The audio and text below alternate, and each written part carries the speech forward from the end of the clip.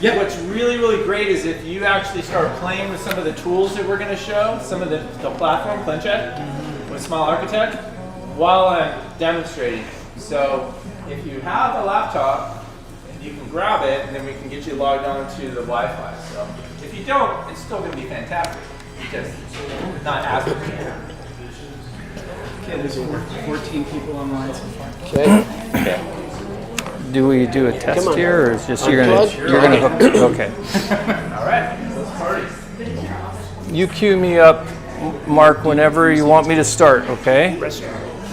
Right there or downstairs, hard left. Yeah, go downstairs, hard left. Hey, everybody. That'd be a great entrance, actually. Hey. Toilet paper tail still connected to the wall thing, too. That'd be exciting. I'm actually going downstairs. Your intro is starting in 5 minutes. Your intro is starting in 5 minutes, okay? Make it fast.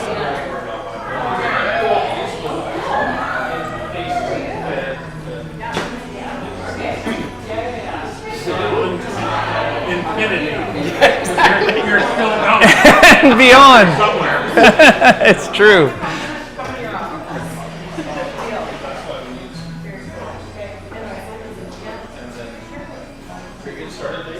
Yeah. Yeah. Oh, welcome. I think someone's in there, but they'll be out soon. I think I have a name tag for you guys. Yes. Okay. Hi, Dr. Sam. Right. I saw your name here too. Hang on. What was your name? I'm sorry. Akbar. Okay. Right there. Yes, thank you. Thank you. And I know I made your name out here. Come on, help me out. If it's not here, I'm going to make one right now. Here we go. Melichin.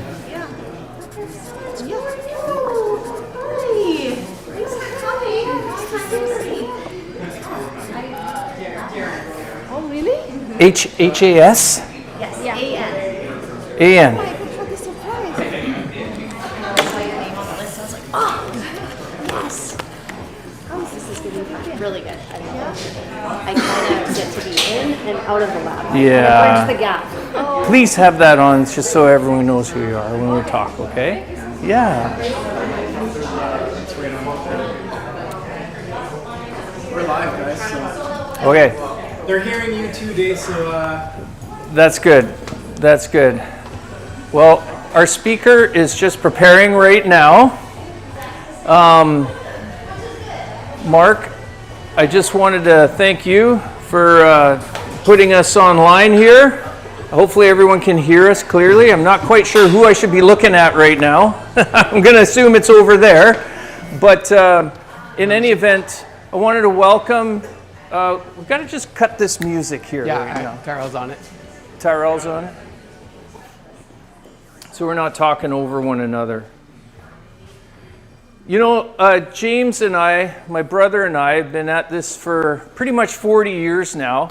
And, you know, we've went through all the evolution of smiles.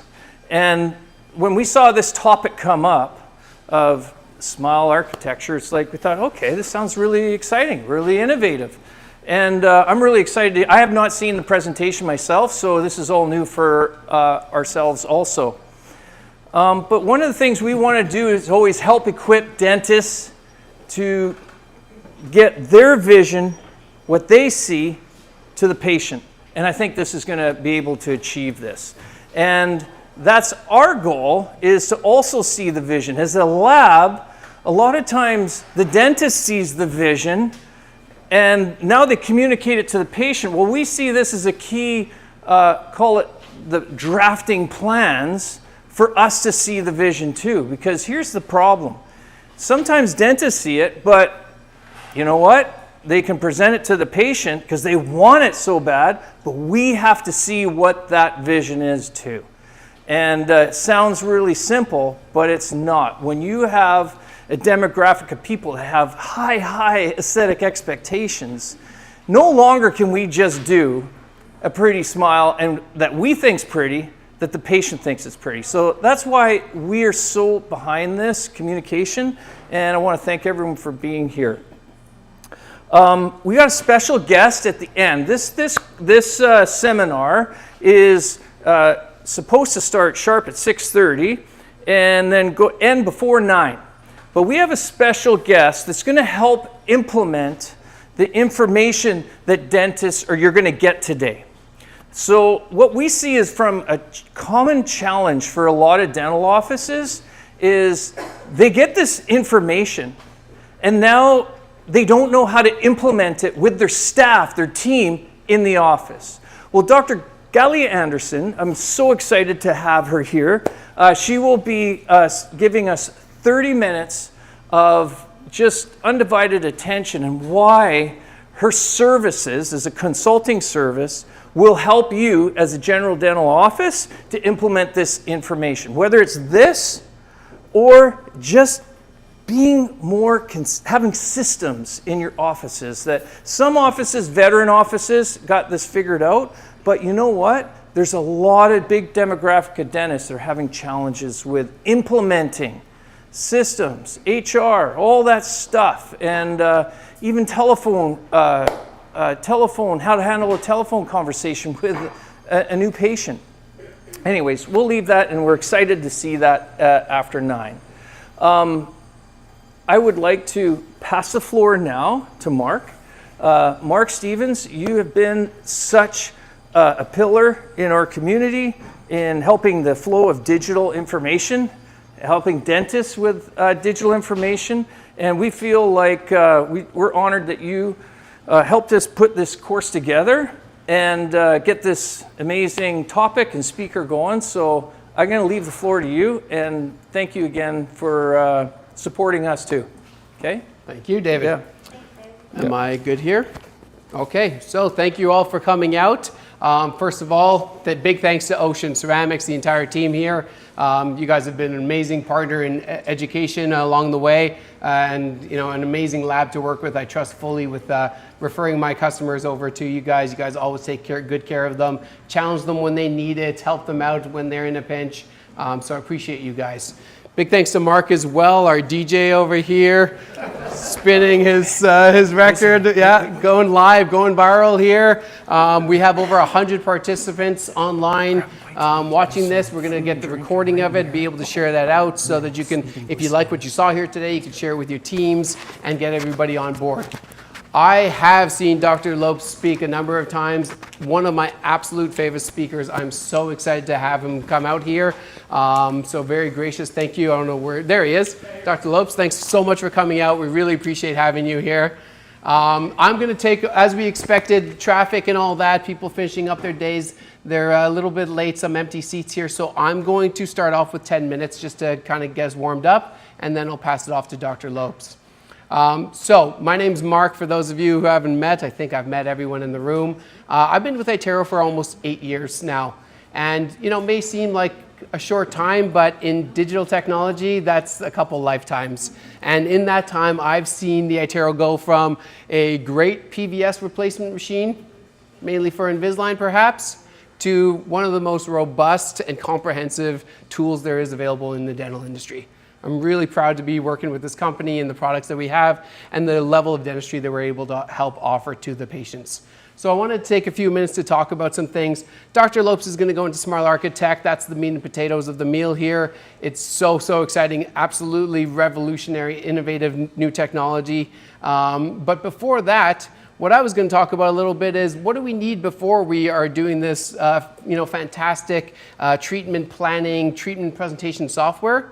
We need a couple things. We need to acquire the information, and we need to make sure that the patient understands fully the problems and the consequences of not correcting that dentistry, right? So I'm going to take a few minutes to walk you through that. Mark, is my screen here? There we go. So I'm not going to jump in and scan right now. I do have my scanner with me today. If you want to see it later, please come on and grab me and I'll show you what it can do. But we recently launched the new Lumina. Okay, I've been doing this a long time. We've had a lot of great software over the years, but you know what? If you're not able to capture the scan in time, then you're not going to be able to use all the amazing tools that we have to offer to communicate to patients. The Lumina is small, it is fast, it is clear, it is an unbelievable machine. When we're talking about acquiring information in an office, we can pull out the SLR camera, we can dip that mirror in hot water, we can try to get that right angle, we can use the retractors, we can pull out the IO camera, we can upload that into the system, we can take the bite wing, bring out that big intimidating arm, run for the hills while the CDA runs out of the room like they're trying to escape a nuclear fallout, right? All of that to try to capture and acquire some information, the PVS impression, the study model that's poured up afterwards, all of that can now be done in one quick seamless scan, okay? So I'm happy to show you a little bit more about that later. But like I said, what I wanted to show you that's more directly related here is what we can do with Oral Health Suite. Hopefully a lot of you have already heard about this, but I absolutely love this. I've always been a big proponent of making sure that you use whatever is available to you, analogies, hand gestures, models, to be able to clearly and concisely explain dentistry to the patient. Their oral concerns that you, the clinician, see, but the patient doesn't fully understand.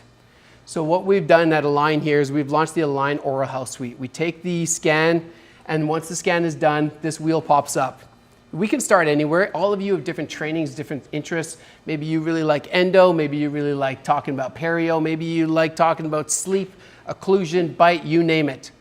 But what happens is then the patient can be at risk of receiving different standards of care and different conversations with different clinicians. That could happen across multiple offices, that can happen within your own office. Talking to the hygienist, the CDA, you, an associate, whatever the case may be, right? So what we want is a set protocol. So Align didn't only give you the tools to be able to have a comprehensive conversation, but we gave you the game plan, okay? So this wheel pops up. We really urge you to consider starting off in tooth health. Is there a delay with this connection here? Mark. Technology breakdown. Let's try it again. Should be good. Yeah? There we go. So there is a bit of delay with connecting through HDMI. I apologize for that. So we're starting off here and we start with tooth health, okay? Like I said, we encourage you to start there. Why? Because you can start with bite or alignment and that's what you see and you're like, oh, I can't wait to talk about that with the patient. But if we start at tooth health, we're gonna read it like a book, left to right. It's gonna be organized, it's gonna be concise, it's gonna be clear for that patient. We're gonna make sure not to skip anything. So we're gonna start off with tooth health. We're going to go around, and not only do we have the tools available, but the system will actually help you in activating the tools it feels you need for that conversation. If we're going to talk about tooth health, we absolutely need near caries detection to talk about decay. We need to have the IO camera activated so we could talk about chips, right? So we could talk about abfractions. So we could talk about reduced enamel, near dentin, things like that, right? So we're going around the mouth. And when we see an area of concern, we are highlighting it to the patient using the visual aids to communicate, and we're gonna take a little picture. I'll show you at the very end what taking that picture does, okay? Coming over here, we're looking for carious lesions, and we see one here highlighted in the interproximal. You're not fully sure where you're looking right now on the PowerPoint, I understand. Well, guess what? The patient doesn't really understand either. So this time I'm gonna take a picture, I'm gonna click on the picture, and now a little paint palette shows up, so I can very clearly communicate to the patient that is that white right there interproximally that is decay. That's the concern we're talking about. Where is that in your mouth? That's right over here. We can grab another color. We can talk about this spacing. But hey, you know what? You have a really healthy arch form, so I'm happy about that. Whatever you want to communicate to that patient, you can put in a little text box. Trying to type upside down is not easy. I got this. Where's the Y? There we go. Right? Make a little note, talk to the patient about it, hit keep. Okay? Again, I'll show you at the very end when we're done. Once we're done tooth health, we're going to now move on to gum health. It will activate the intraoral camera, so we can now talk about recession, inflammation, the CEJ, what's going on, what do we have concerns about, making sure to illustrate the problems that you see in the mouth, and talking a little bit more about the consequences of not correcting these problems. Go through it. Grab a little picture when you're ready. We're moving on to bite now. Just general bite. We're not going to start talking about that pretty bite map that's on there that you've all learned to love if you do Invisalign. We're just talking about class 1, 2, 3, overjet, overbites. What is the cust-to-cust relationship, or what are some concerns that we have about that? Take them through a walk. Use the visual tools to make sure they understand what's going on, the problems, the consequences, and take a picture. Once we're done bite, the natural progression is to move on to alignment. Let's turn on that bite map. So this shows you occlusal contacts. It's activated for you by the machine. This is an ABC cookbook, how to do it, right? It's going to give you every single step along the way. Now we could see that not only is there recession in the anterior, quite blurry on the screen here, I apologize. Not only is there recession, but there's trauma in the anterior. We're concerned about this progressing further. What are we going to do? We need to take action. We could see spilling over of the bite on some of the premolars, right? What's happening there is this going to lead to some cusp wear, some class 5 abstractions. There's going to be further risk of bone loss, recession, things like that, right? We're having these conversations with the patient in a way they've never understood before. This patient very likely came in because she doesn't like her diastema. That's it. Let's think comprehensive. Let's make sure we drive home that point. The patient fully understands and appreciates the high level of dentistry that you all are capable of offering. You all see, you all know, but how do we communicate this urgency to the patient? Okay? Once we're done with alignment, we have this final page overview. You can go ahead and summarize if you want, but what I've seen work best in offices is this is a great time for the patient to speak. You may see a bilateral crossbite and wear and recession and, oh my gosh, all the things going on. I'm so worried about you. We need to get you help. And what does the patient want? Do you do whitening? Right? It's silly, but if that's important to them, if we're proposing treatment, we need to make sure to mention we're going to do Invisalign, we're going to do grafting, we're going to put in an implant, and we're going to whiten your teeth. And they're thrilled. So we need to give them that opportunity. Go along, let them play. They all know how to use an iPad. They're moving it around, growing, shrinking, all that. Take pictures of anything that's important to them. If it's a recall exam, for example, we have a couple monitoring tools here. Instead of, you've all done it, you have those intraoral photos. You hope that you captured the photo of the area that you want to discuss and it's clear enough, and you have it up on the screen. You have the patient's mouth there and you're looking in the screen, you're looking in the mouth, you look in the screen, you look in the mouth like, oh, might have changed, not sure. This will put them side by side. You can see very clearly what has changed in that mouth. You're able to turn on, oh, wrong button.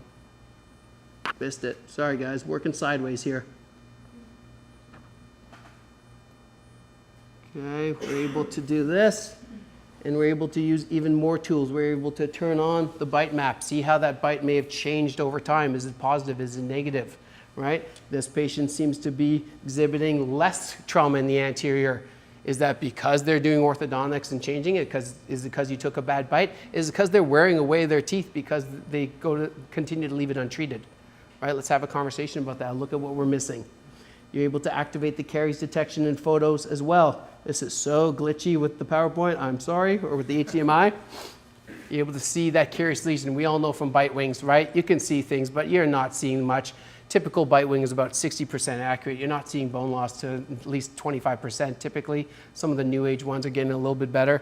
This caries detection is incredible. It shows you so much. Not only do you see it, but you're able to see, is this progressing? Is it arrested? Is it maybe remineralizing, right? We can see how it's changed over time. We see the intraoral photos. Take it all over the mouth throughout the scan, okay? Take your pictures, have your conversation.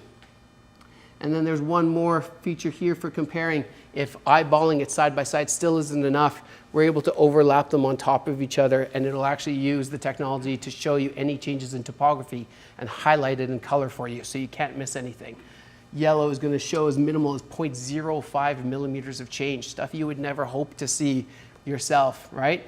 Orange, red, burgundy, more progressive change. Doesn't necessarily mean bad, it's change. If you put a crown in, it's change, right? So I like this example right here with this patient. We know what the problem is in the lower anterior, but it hasn't changed much in just over a year. What is actually a new concern that we have is here.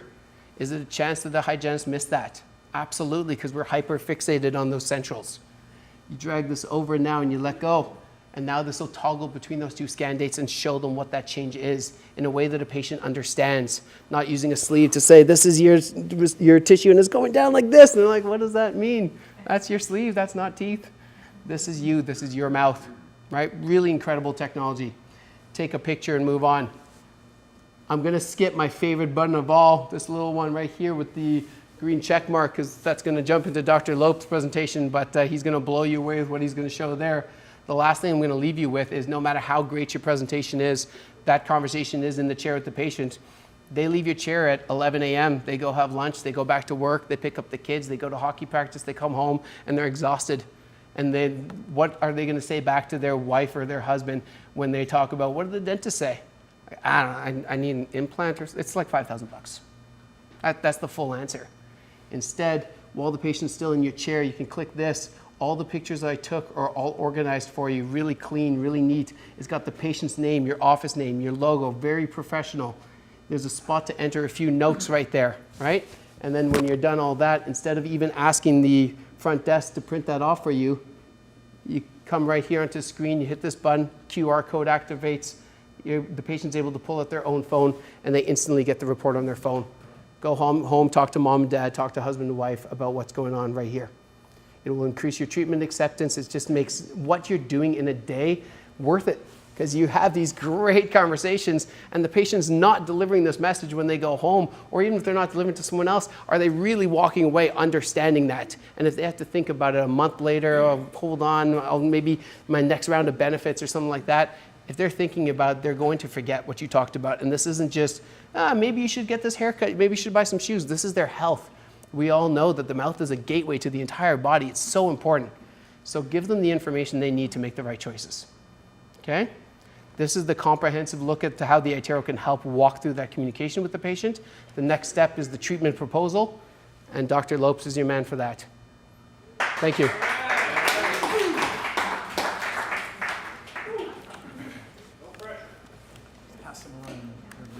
Yep.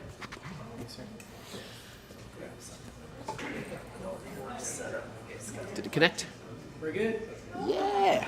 Yippee. Yippee.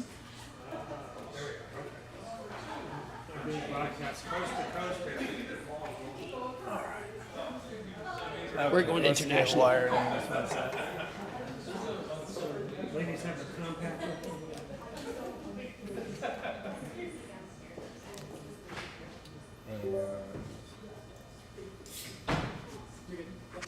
good. This is you. You're gonna stay on? Okay. We're good. Mic on. We got 50 online, just so you know. Great. And we're live streaming on YouTube, LinkedIn, and Facebook. Perfect. It's just another Wednesday. There you go, right?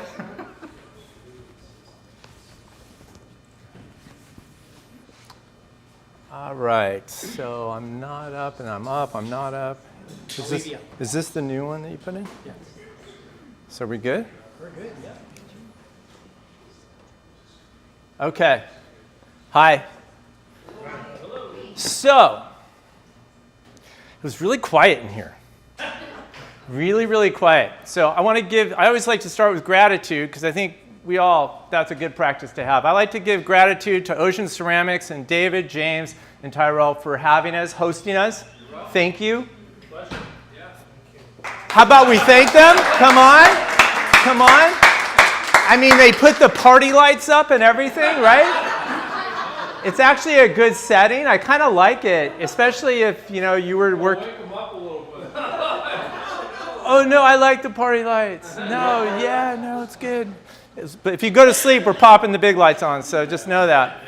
But, I'm really thankful to them, but also, I think we need to rev up the energy a bit. Nothing against root canals. Is there an endodontist in the house? Any endodontists? Okay, so this isn't an endo boot camp. All right, really serious, right? This is Invisalign. It's serious, but it's fun. All right? And what kind of disappointed me is Mark over there. If any of you have had the pleasure of actually working with Mark, collaborating with him on how to optimize the iTero, that was one of the best. Where is he? Where'd he go? He left. He exhausted himself. He exhausted himself. That was one of the best presentations of the digital workflow in iTero that I've seen. And I've seen a lot of people. I've seen a lot of people. The way he demonstrated what he showed you, and this isn't working again, I don't know. You're good. You're good. You're controlling all that? Oh, that's really sneaky and weird. Wow, that's like, I'm not sure. Okay. Just do your thing. Okay. Is that, I understand you're going to get a nice little adjunct at 9 o'clock tonight. Woo, hang around on how to communicate with patients. That's essentially what it comes down to, right? How do we help them make powerful choices? It may not be the choice that we think is the ultimate choice for them, but they're empowered with knowledge to be able to make an informed decision. And I'll tell you what Mark just showed you right there, that's the heartbeat of it right there. That is the heartbeat. And we're going to build on that with Smile Architect because it's not just seeing as believing. We've all heard that, right? Which is true. But seeing is understanding. Seeing is understanding. And so I don't know if any of you have practiced for more than a hot minute. Yeah? All right. That's me being kind of young, but not really. So is that for those of you that can reflect on some decades of practice, or at least quite a bit of time, what's available now with technology is earth-shattering on what it allows us to do is just in communication with patients alone. So I would hope for my part, you're going to show a little more energy, a little more engagement, because what he was showing you, I saw stone faces, and my God, that is unbelievable to be able to use that, isn't it not? I mean, come on, that's crazy, the story that can be told visually. So now I was asked to come and share Smile Architect with you, which is some would say, like, we have a great faculty member, Dr. Andrea Hofat out of Toronto, and she said right in front of me, sharing it out loud with others, that it is the single biggest gift that Align has given GPs, has given general practitioners, has given dentists, the single biggest gift. So it's pretty exciting to bring it to you. So what we're going to do today is we're going to dive into first kind of a little bit about what sets context around it, and then we're going to dive into the tools. We're going to have some fun. And I hope you have fun. I'm going to get you to laugh. You're going to laugh. You're going to laugh. Yeah, I'm not going to tickle you. Don't worry. It ain't going to happen. It's not going to get awkward or inappropriate. So just...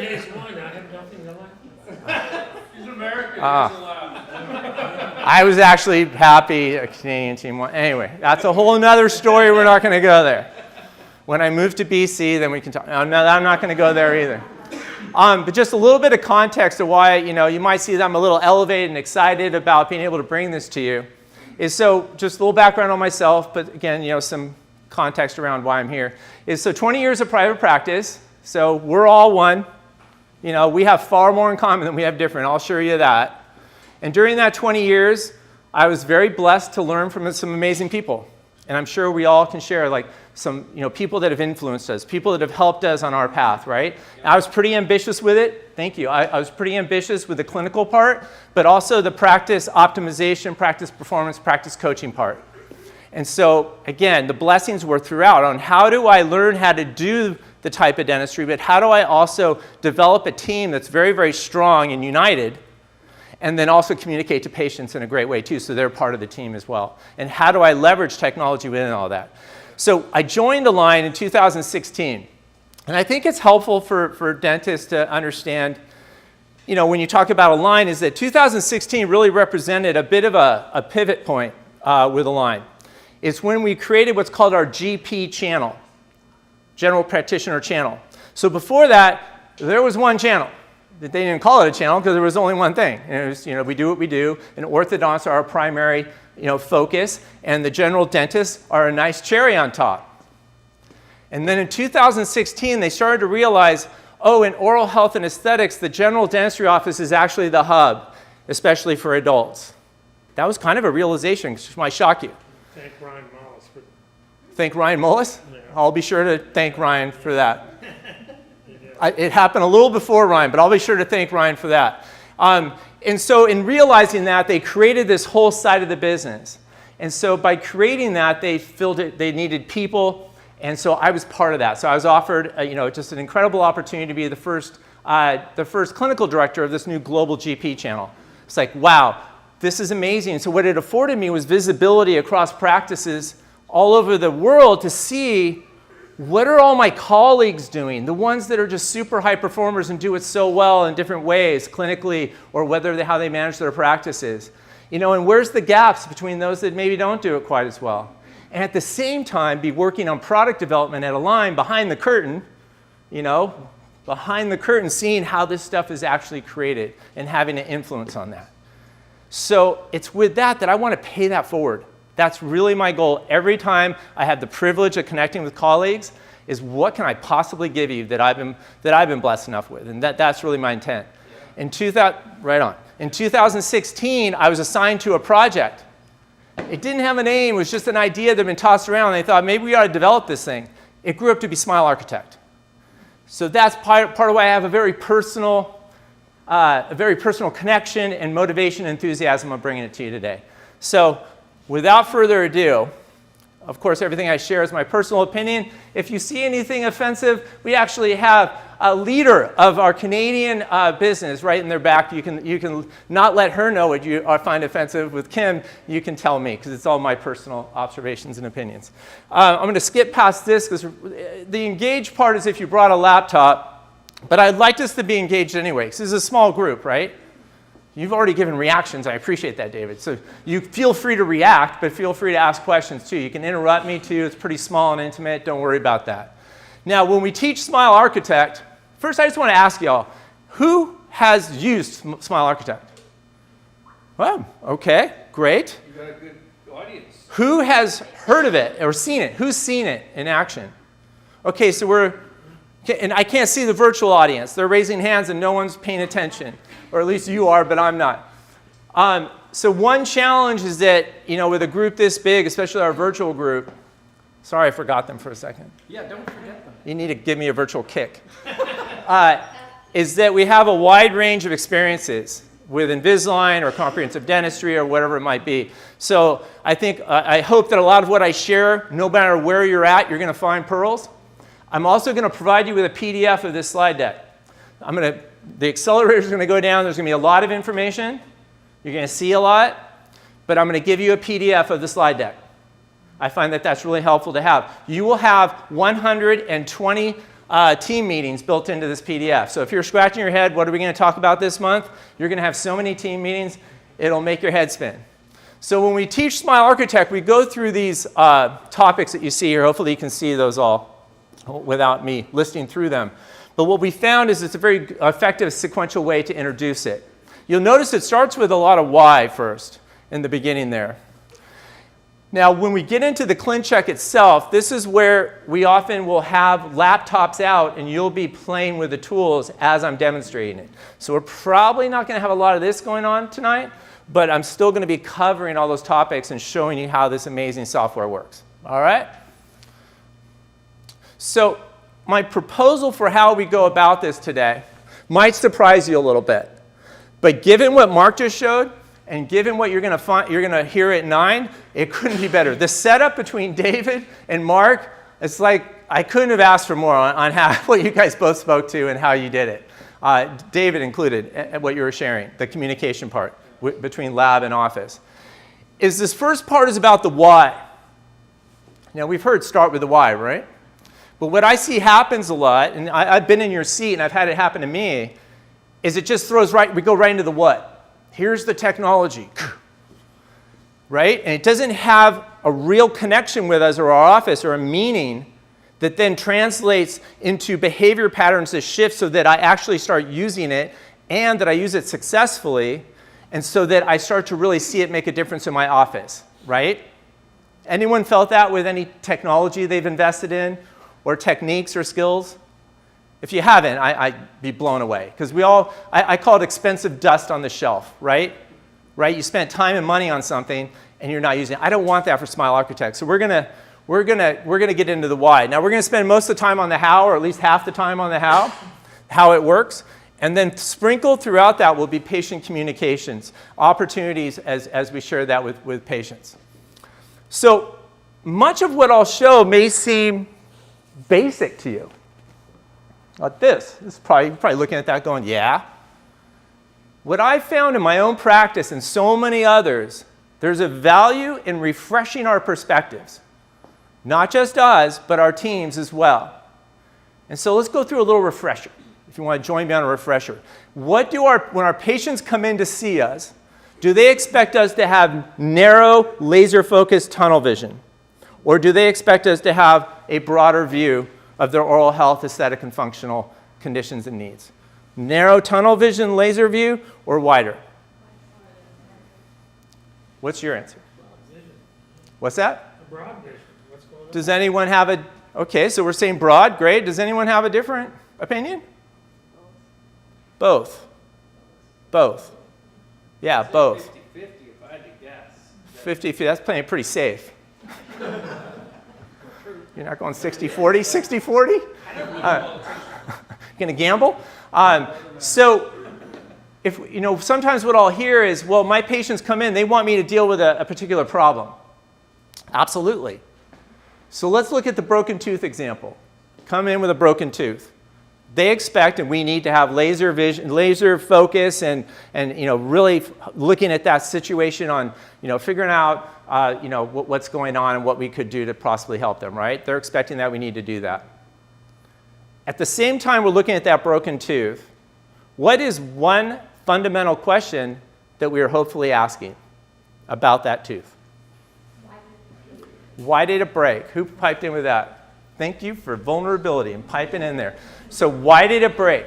What are the root causes that led that tooth to break? What would be a next really important, sorry I'm so close to you right now, but it's okay, don't worry, is if we step back with broader vision, eyes wide open, and this isn't just us, this is our hygienist, this is everybody clinically on the team.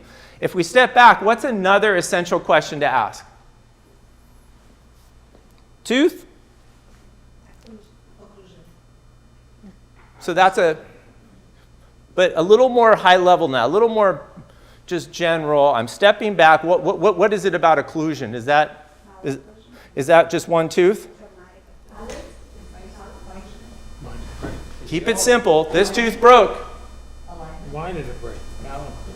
Are there other teeth at similar risk, or periodontium or bone or whatever the problem might be? Localized or generalized? Are there other areas that are under similar risk or at risk for developing a different problem? Okay, so it's that sort of back and forth that's essential. What's easy for us to do is get caught up in the singular problem here. So one thing that I found very interesting was to dive deeper into this idea of comprehensive dentist versus more of a single tooth or narrow problem kind of focused type of way that we go about serving our patients. So if I asked all of you, if you're a comprehensive dentist, can you raise your hand? Okay, I didn't see all the hands. So if the dentist next to you didn't raise their hand, can you just gently kick them? Just gently, not too hard. Not too hard. Just a gentle reminder that, damn it, you're a comprehensive dentist. We all aspire towards that. Is that fair to say? Yes. Right? Because in dental school, we were taught, at least I was, and I believe all of you were as well, we all were, we aspire towards this. But what I found interesting going all the way back to our anchored beliefs in dental school about who we are, why we are, and what we do, and how we do it, is that reactive dentistry was really what made the wheel go round in dental school, didn't it? That's how we got our credits. That's how we graduate, is that we react to problems as much as we can. Is that fair? Yep. Okay, so that's a bit of a conflict a little bit, because if this is out of balance, it's very difficult to take a proactive approach consistently. So where does treating malocclusion and misalignments live? Is that here? Or it's a little more proactive, isn't it? And so that was something I found, okay, so what do we do about that? And fortunately, I worked with, like I had mentioned, some amazing practice coaches. And they said, well, if you want to move more towards this, let's simplify it, and let's just look at three things. So I mentioned the T3 power here. So what is the power of the three T's? Is if we look at the team, the technology, and time in our office. So if you're doing full practice coaching, you have a financial element in there as well, of course. But if we look at being able to go from reactive to more proactive, and not saying not do reactive, we have to do this, but how do we balance it, is look at our team. Do we invest in our team as much as they deserve, as much as we need to? That's an honest question. A lot of what I'm going to bring up is look in the mirror for the truth. If you fool yourself, that doesn't help anybody, right? So have I, as the leader in this practice, or the leaders of the practice, invested in my team so that they can become the best versions of themselves as they wish to be? Have I given them every opportunity and supported them with education, training, and so forth? That's a very vital question to ask. Because if I judge my team, and I haven't quite judged myself enough, in a kind way, then I might think that they're not the right team member. But if I give them the opportunity, I might find that I have an actual diamond sitting there. Now, that might look like team meetings. You'll hear this later, perhaps, on some of the, at 9 o'clock.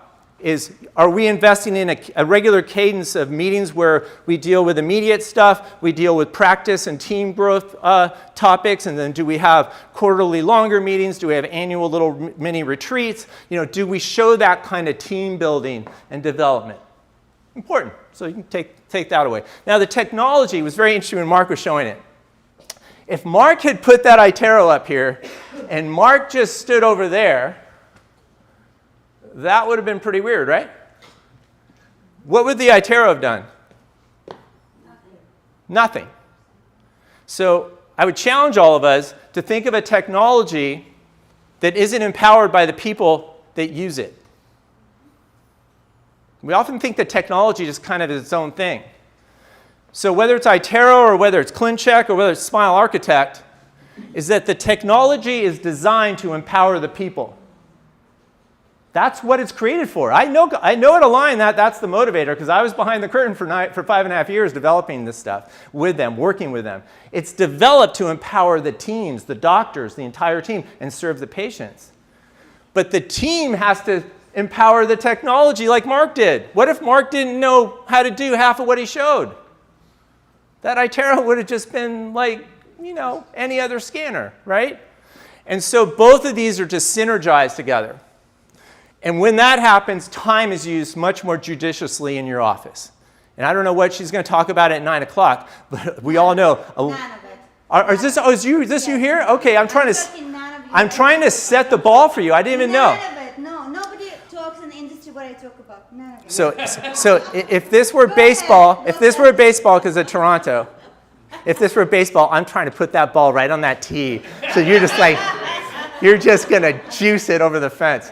Okay? Thank you. Yeah, no. I respect and appreciate you. That's why I'm mentioning it so much, is that with the time is we all know time is so important, but time is important financially. It's also from a fulfillment, prosperity. How do I feel about what I do and, my day-to-day. So very, very important, right? So these three things. So as we do that, of course, it helps to have what I'd call driving beliefs. And I think David touched on this, or somebody did. I heard something about this, I think. Was it you? Did you say something about that? I said many things tonight. Yeah. Well, I'll give you my version. And my good, you guys are laughing and talking. See? It's not endo. Obviously, I had a hard time with endo. Obviously, all right, yeah. Upper centrals, I could do that. That's fine. I'll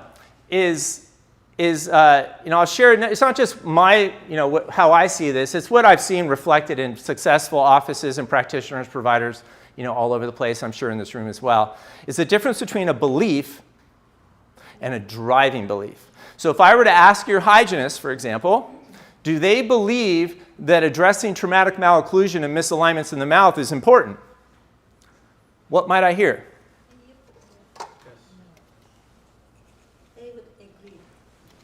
They would agree. So for most offices, the vast majority is I would probably get a yes, I believe. And then if I shadowed that office and shadowed every provider and every member of that team, including the doctor, would I see that belief reflected in the decisions they make throughout the day, the dialogues they have with their patients, the services they provide, how they diagnose, how they communicate it?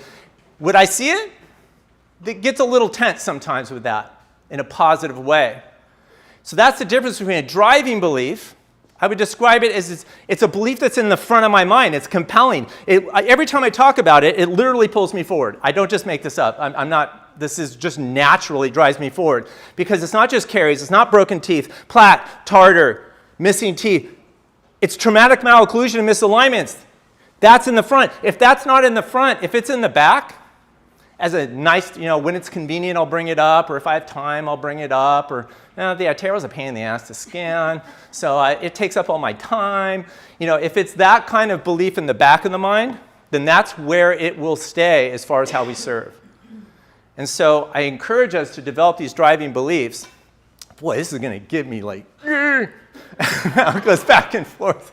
You're messing with me. I think you're just messing with me now.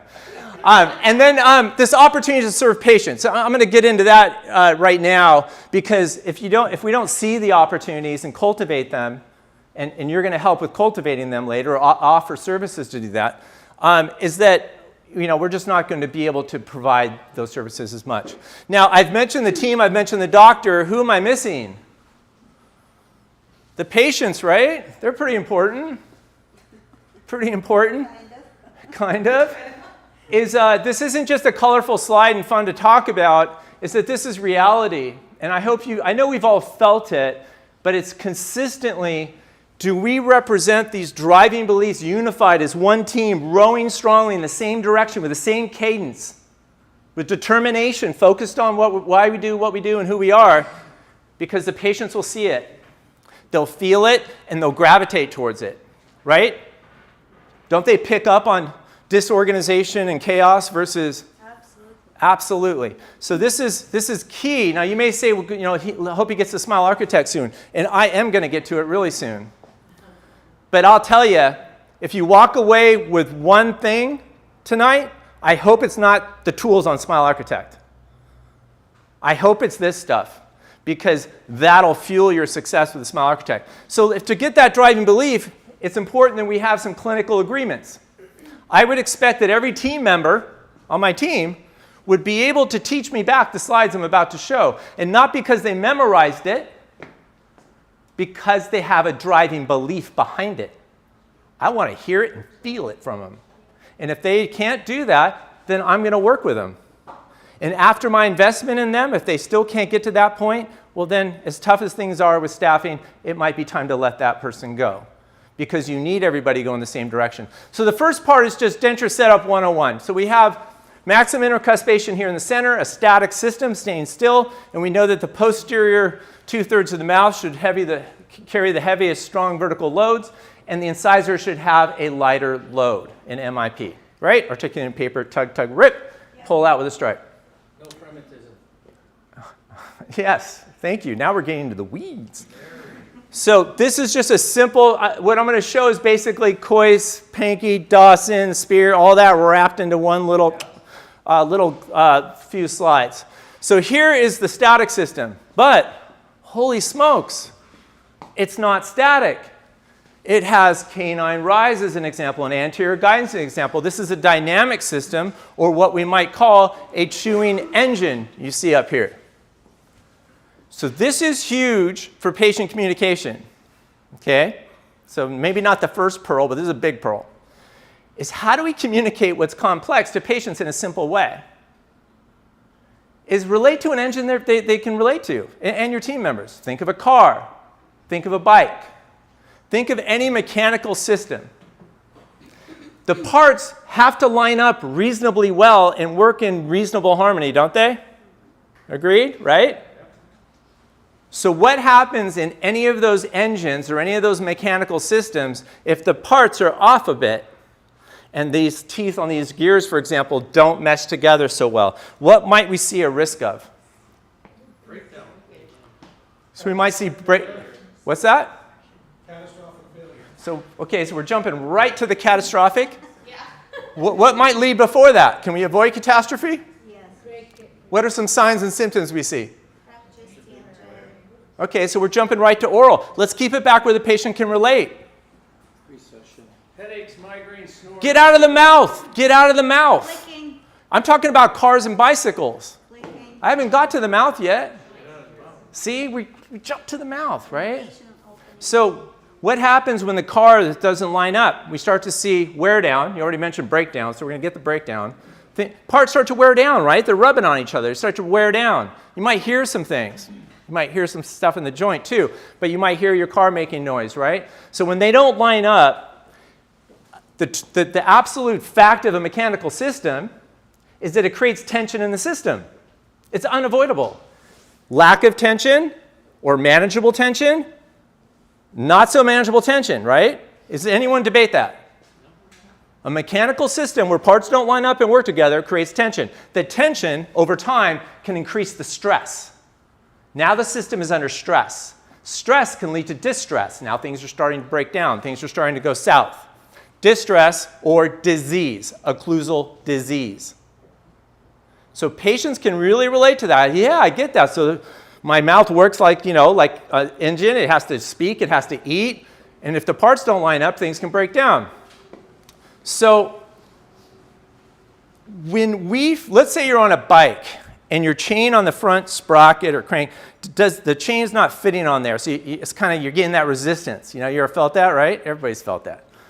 Or let's say your car is sputtering a little bit. You're pulling out of the driveway, it's sputtering a little bit. Is your natural reaction to lay off the gas pedal or lay off the pedal of the bike? Is it? Do you lay off? Well, you're a smart dude. We floor it, we gun it, right? It's like, I'm going to work right through that resistance, especially with a bike. It's like, you just kind of push harder. So except for David, the common subconscious or conscious reaction is to apply more force to the system to get it to work, right? So another consequence we didn't mention was a dysfunction or lack of performance in the system. So just like, the car's not going to work as well. So either is the chewing system. And so when our teeth don't line up quite right and the system's off, do those muscles work less hard or more hard? Harder. So that's important for patients to understand. This system's under tension, stress, distress, and there's more and more force going into it. So what we realized with Smile Architect, this is building towards the Smile Architect story, is that Align was really good up until 2016, or even more recent than that, at repositioning the parts so that we got the gears in a better position. But what they came to realize is for most adults over the age of 35, let's say, who've had traumatic malocclusion for some time, there's other consequences. We've already agreed on that. So it's not just about moving the parts back in approximation, it's about maybe rebuilding, repairing, or replacing those parts. Does that make sense? Yes. So we didn't have a treatment planning solution for that. So we left most of the adults and dentists treating them kind of hanging because the moving the teeth wasn't the whole story. This is another really effective way to communicate it to patients and also just to refresh ourselves and our team. Is a simple triad of functional occlusion or that chewing engine. We have the TMJ here, so we have a jaw joint there. And then that is supported by soft tissues, muscles, tendons, and ligaments. Yeah? Pretty simple, right? Just keep it simple. Don't get caught up in complexities of details on that. So the last degrees of closure is an arc closure. It's a hinge. Yeah? Okay? The last degrees, the very last degrees. Can you just give me the last degrees? Not the translation's done. It's just right there. Just give it to me. Come on, give it to me. A little bit of maybe, just a little bit. All right. So what I'll have a patient do is I'll say, hey, you know what? Why don't you, and you guys can do it right now if you want to have fun. This won't work in the front row. But you elevate your one of your feet off the ground and just swing your lower leg at your knee joint. And you should feel not much resistance. It should be, like pretty comfortable, right? And then you have the patient just gently kick maybe the leg on a table or something that would deflect the foot, left or right, or maybe just stop it abruptly. And ask them, does that feel as good? No, because it's not letting this joint and muscles move how they should, so I'm getting tension. And then right away the light bulbs go off and they go, oh, well that's like the teeth, isn't it? So if these teeth aren't in harmony with how this part of the system wants to work, then there's going to be tension like that chewing engine you talked about. Do you follow this storyline? Yeah. And when you tell it like Mark did on iTero, oh my gosh, what used to take so much time, maybe additional visits and so forth, can be done so fast. So the tension builds here. The tension also builds in the musculature. So let's take a quick look at what happens with the teeth. I'm really trying to get us to reignite that driving belief. And I know maybe I'm preaching to the choir with some of you, but I find it is always good to refresh. So let's look at these back teeth as an example. They handle vertical forces really well. Just say yes, David, please. They handle vertical forces really well. As the forces get more transverse or horizontal, it introduces risks to that tooth and the periodontium bone around it. So that little innocuous contact on that triangular ridge right there may not seem like a big deal. And it may not lead to any sort of catastrophe here. But what it indisputably does, there's too much clinical evidence behind this for decades, is it raises the risk of some pretty nasty things. Now, if you imagine where you see the arrows here, up to 10,000 times a day or more or plus or minus. I've got my fact checker. You're my fact checker. I like it. I like that. Up to 10,000 times a day, I have compression of the upper part of the root against the bone and the apex against the bone this way, right? What does bone do when it gets compressed? Resorbs. Bone doesn't like that. It runs away from that. Doesn't like that. And so one of the major risks is bone loss. So here's another little tip on patient communication for your hygienist maybe in particular. Is I would ask you, if a patient comes into your practice and they haven't complained about gum recession, so it's not on their mind, you know, they're not bringing it up, and your hygienist tells them you have gum recession or gingival recession, to get really medical technical on it, does your patient just drop everything, jump out of the chair and go, oh my God, what are we going to do? We have to do something. Do they react with that kind of vigor on what are we going to do, right? It's laughable, right? But what if you told that same patient, you're losing bone around these teeth or that tooth, and that's what holds the tooth in your mouth? You just got quiet. It grabs your attention. We hate losing bone. We don't really care about gingiva. I don't know why, but call it for what it is would be the main point here. Is if there is significant recession, there is a bone loss situation going on. Last I checked, gingiva doesn't recede 4 millimeters in exposed bone that's bleeding. That would be another problem, pathologic problem we'd have to look at. So call it for what it is. We have abfraction lesions, of course, but we also can get a little mobility in the tooth. Why can we get some mobility in the tooth? What is the patient doing every day that introduces some similar forces to a procedure you might do in your office when a tooth is hopeless? Huh? What do we do? Luxate, right? We widen the PDL space, we loosen the bone attachments, you know, we luxate the tooth. That patient is introducing some similar forces without even being aware of it every day. That's pretty bad. I'd want to know about that if I was a patient. We can have horizontal fractures of the cups. Those, are, of course, are the easiest to see and for patients to feel with their tongue or see in the mirror. How about vertical cracks? So it's a marginal ridge. There's a little crack. You know, it's just, I'll say there's a crack in the marginal ridge.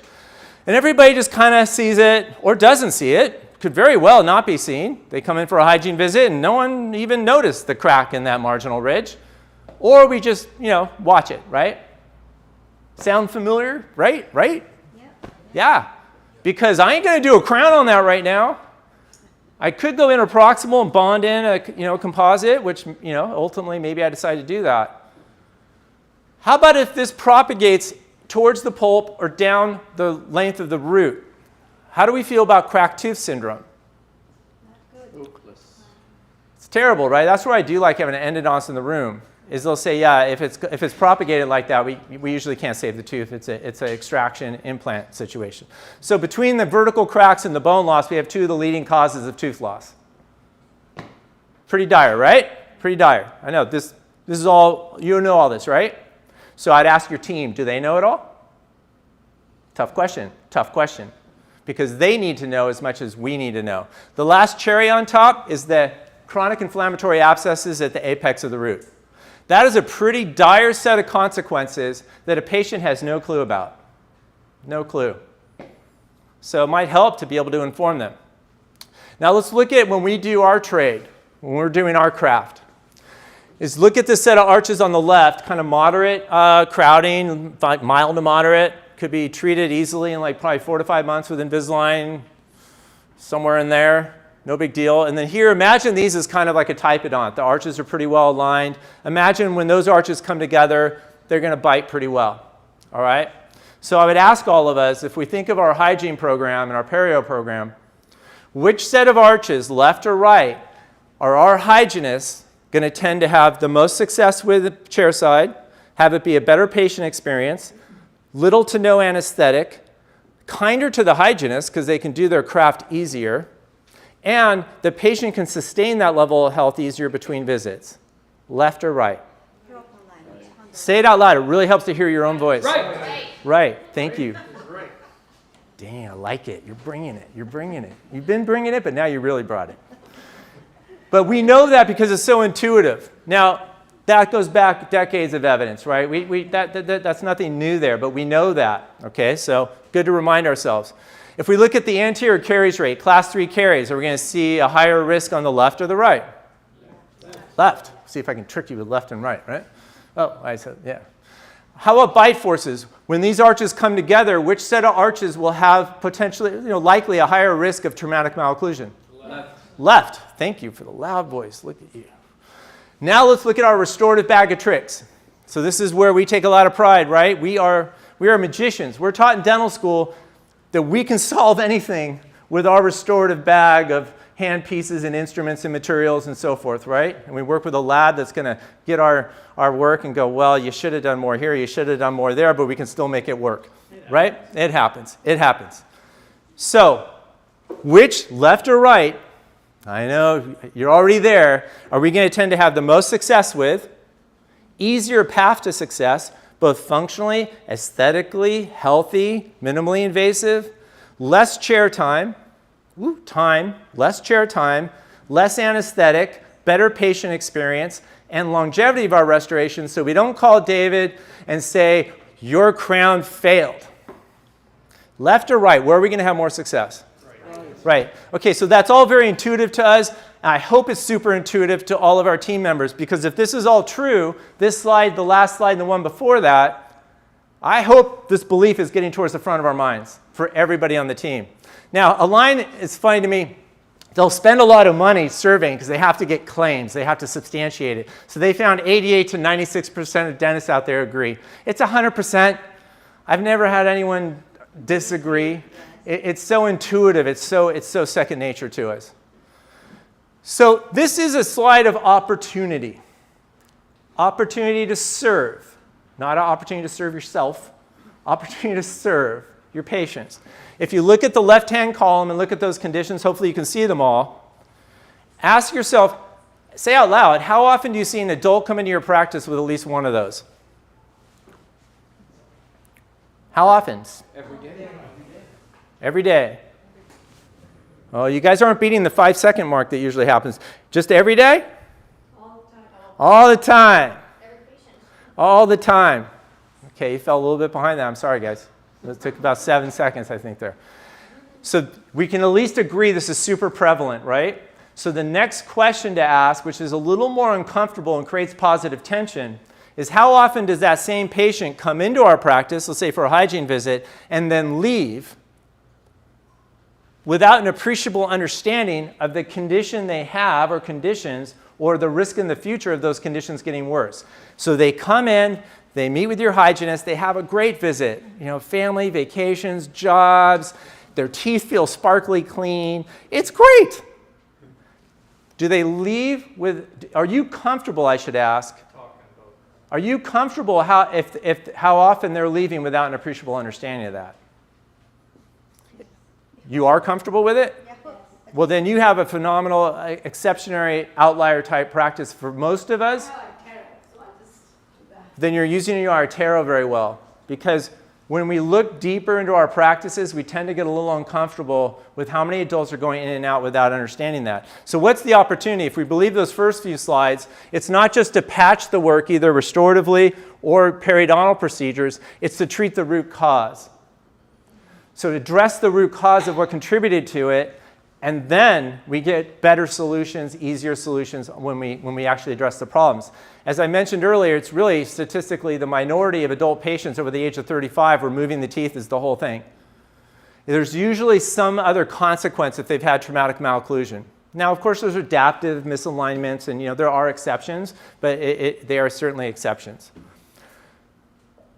Actually, I'm not going to get into patient communication today, but so I want to mention this real quick, because this is a great way to communicate it to your teams. I do get into patient communication, but not specifically. I go deeper into it, but I'm saving that for you. think of your phone. Don't pull it out and start looking at it, but just, I can pull out mine, so you're not, okay. We get used to this device giving us pop-ups and alerts, right? It says you should be paying attention to something. Yeah? It's pretty natural, right? Now that's just become reflexive for us. Well, fortunately for us, the adult mouth is sending pop-ups. The adult mouth, for those that have their eyes wide open and know what to look for, and it's not complicated, it's saying, hey, there's bone loss and wear on this cusp, or these teeth are chipped. Check for traumatic malocclusion. Is that fair? Well, that's pretty fortunate. There's pop-ups. What Mark showed us, there's pop-ups on the iTero in front of everybody. It's not just in front of us, it's in front of the patient. The iTero is one big smartphone saying, pay attention. That's awesome. I wish I had had something like that in the early years of my practice. Holy smokes. The tension, of course, doesn't just build in the teeth, into the neuromuscular, musculoskeletal. Oh, I was going to point out, David and James, I saw that up there, right? I did not notice it. I noticed it. I did not. That's a double. I got confused. I saw muscles, teeth, jaw joint. Oh my gosh, I love these guys. And then airway, which of course is super important, impacted by all that as well. But thank you for having that up. That was pretty awesome. So now we're going to swing towards technology, because we scratched our heads at a line and go, what can we create to help dentists be able to serve their patients with these needs more? And iTero, they were scratching their head too. I know, because I was helping scratch it. There was a lot of scratching going on. Hey, let's think better. Let's think more. Let's think outside the box. Let's reimagine possibilities and solutions. And so Mark shared a lot of what has happened at iTero. But what happened on the Invisalign side is we thought, what if they could treatment plan it easier? Because think of trying to treatment plan this type of work in a more traditional flow, whether it's digital or where it's a combination of digital and analog, or if it's just stone models and articulators and photos. It's very fragmented, right? I know it was for me. Very fractionated, fragmented, and then you're trying to share that with a patient, and you're looking at pointing all these things. So we thought, well, what if we can create a single platform, a single place? Imagine if that single place was showing up as I click the buttons, right, was accessible and simplified. So it's simple to use, and it's so simple to start that you literally have to click the mouse, I think, 2 more times. So just, you can stretch it before if you need to stretch it out a little bit, but it's literally that easy. You just ask for it. You just ask for it. And Align provides it. Invisalign provides it. And it's so accessible, there's no extra lab fee. Sorry, Kim. Close your ears. There's no extra lab fee. Okay, this is where I have fun. At least you're smiling. The stone faces. Because I've made this jump, right, and I've seen what goes on at Align, there have been millions of dollars spent, resources since 2016, developing a revolutionary, groundbreaking product that does not exist anywhere else, and they're not asking you to pay an extra lab fee for it. Could you be a little bit more enthusiastic about that? All right, come on. That's pretty crazy. Now, it's all... Huh? I think this is great because this is going to allow you to show patients more of the possibilities without a financial obligation. Something that could quickly give them something to say, hey, this is a possibility. Are you interested? Without having to send any records, without really doing anything. It's great for us. This is the preliminary. This is the blueprints. And then we take it and we take that 2D and make it 3D. This allows you to talk more about what you can do for the patient. And it's great. We love it. It's not about the lab fee. It's about planting the seed for the patient to offer them something better. Like give them the dream. It's awesome. Let them know. Give them the information in a way that they can understand it. Love you for saying that. Thank you. And when we share this with labs, give it a round, because that was so well articulated too. I mean, we should switch places. But you're reminding me too, when we share this with labs, in fact, one of the first in-person big lab things we did with Smile Architect was in Toronto.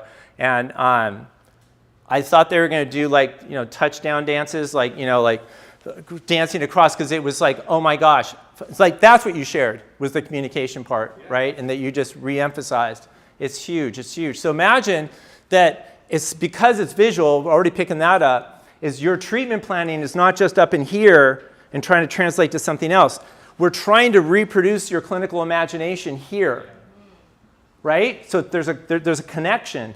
But because it's visual and easier to treatment plan that way, also your patients can see it in a very visual, very personal, this is key, visual, personal, and therefore emotionally charged way. Think of yourself when something is very visual, and it's very personal, like my smile, my mouth, but you can think of cars or houses or anything else. It therefore drives emotion. And so a little bit on the patient communication part is, as dentists, we were taught to rely a bit too much, you might say, on logic and rational descriptions and all that. That's important. Patient education. That's all important, but without the emotional fuel that'll ignite it and send it somewhere, it often doesn't go anywhere, right? I know we all get frustrated. Why don't the patients want to do what we want to do? We didn't build the emotion. So this helps to build the emotion. Lastly, we are at a lab. They've already emphasized that last point. I don't even need to speak to it. I'm going to get to it later, though. It's all shared. It's a blueprint. We're creating a blueprint.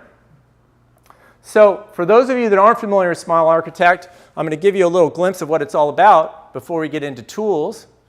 And for those of you that are familiar with it, you might see it in a fresh new light. Introducing, first of its kind, Invisalign Smile Architect software. Groundbreaking innovation in ortho-restorative care, transforming many invasive procedures of the past into patient-centric, minimally invasive treatments of tomorrow by making ortho-restorative treatments an accessible part of your everyday dentistry.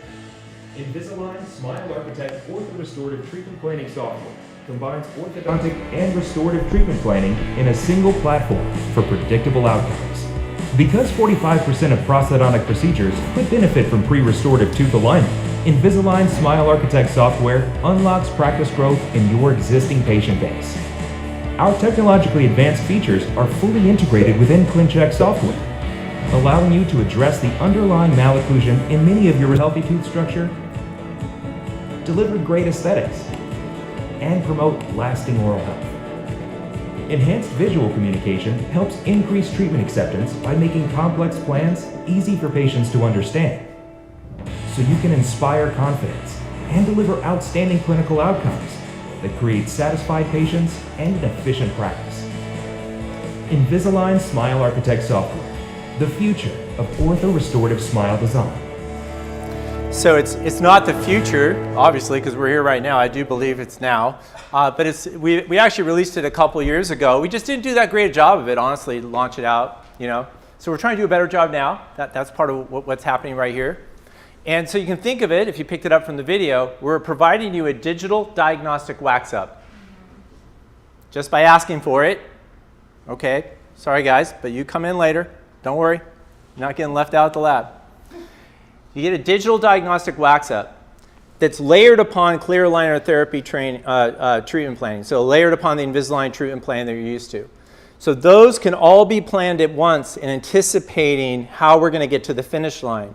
Whether it's just moving teeth and restoring teeth, moving teeth and periodontal work, implants, restore, whatever it might be. In the very near future, we're going to have surgery start making their way into that because exocad is part of us.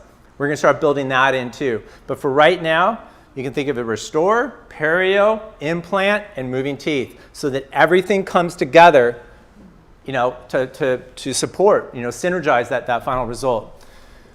So I've already mentioned, well, I'm going to get to that in a sec. Now let's look at case types. So again, opportunities to use Smile Architect.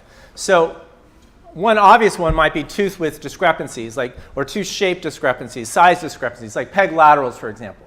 Easy example. Okay, so if we could redistribute the space and reposition them in the arch, can we more effectively create additive restorative solutions? Yeah, something to think about. Maybe better aesthetics too. How about damaged or teeth that are broken down in the front, as an example, obviously. We could choose to do nothing, which happens a lot. Patient goes in and out, and they don't have natural aging wear on their teeth. They have pathologic wear, but they don't even know it. They think it's, whatever, it's normal. And then suddenly now they have a vertical crackdown number 8. And why the hell did that happen? Okay, so we do nothing, or we could restore. How fun is that? And how fun is it for David and his team and James when there's no space to actually create the tooth like it should look and function, right? So we start making it not so long. We start changing occlusal tables. We start maybe not having the aesthetics we want, right? We're used to making trade-offs. So imagine if we can reposition to create the canvas for our masterpiece restoratively. Create an ideal canvas. How about missing teeth? Cultivate the ideal implant site, not just the clinical crowns, but the roots too. And the adjacent teeth, opposing dentition, and maybe look elsewhere in the mouth, because usually there's other teeth that are at similar risk. It's kind of the exception where an adult loses a tooth to intraoral trauma and there's no other teeth that are in a similar situation. It can happen, but usually there's some other suspects around. And boy, wouldn't the patient appreciate not having to do that more than once. Gingival architecture or pink aesthetics, often as important as the white aesthetics of the enamel. Repositioning teeth, maybe some soft tissue recontouring, right? So how often do you see stuff like this in your practice? All the time, right? So I guess then you are in my camp to where when I hear, well, we don't really have opportunities for that in our practice or our community. Well, I've seen a lot of communities at this point, honestly, around the world. It's everywhere. And so if we come to an agreement on that and we get our team working with us and we use technology to support us and we support the technology, then we can help to co-discover with our patients all of these opportunities. I've mentioned this blueprint idea. So thinking of the end in mind. Now, ClinCheck, I would say, has always been an end in mind kind of software, right? You have the initial malocclusion, then you have the final position you're planning for. That's end in mind. So that's pretty cool, right? As dentists, we think that way. Do you not, when you see a broken tooth, do you not visualize what it's going to look like after you fix it as you're diagnosing it, right? It's in our DNA, end in mind, end in mind. So again, ClinCheck only moved teeth before. So they realized, well, for most of these adults, the end in mind is not just about moving the parts in a better position. So think of it, it's helpful to have an analogy to something we're more familiar with. Let's say building a house like this. So this is a preliminary architectural blueprint. Preliminary architectural blueprint. It is to scale, and pretend you could rotate it in all sorts of different directions. It gives us a lot of really vital information, doesn't it? You look at that, you know what we're building, you know how many stories it is, you know where windows are, you know where doors are, which way do they open, how do they relate to each other. You start to get an idea of how energy and activity runs through this structure, right? But you don't go out and start buying the materials just yet, do you? No, you don't. You need to then have this rise up serve as a baseline towards a micro-engineered or micro-designed plan. So you might get the hint of where I'm headed with this. Imagine if you were having your house majorly remodeled, okay?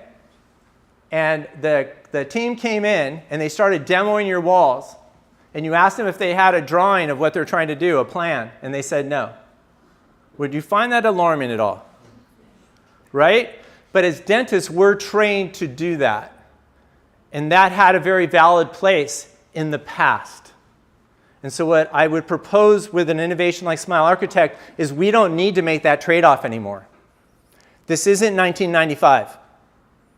It's not 2005.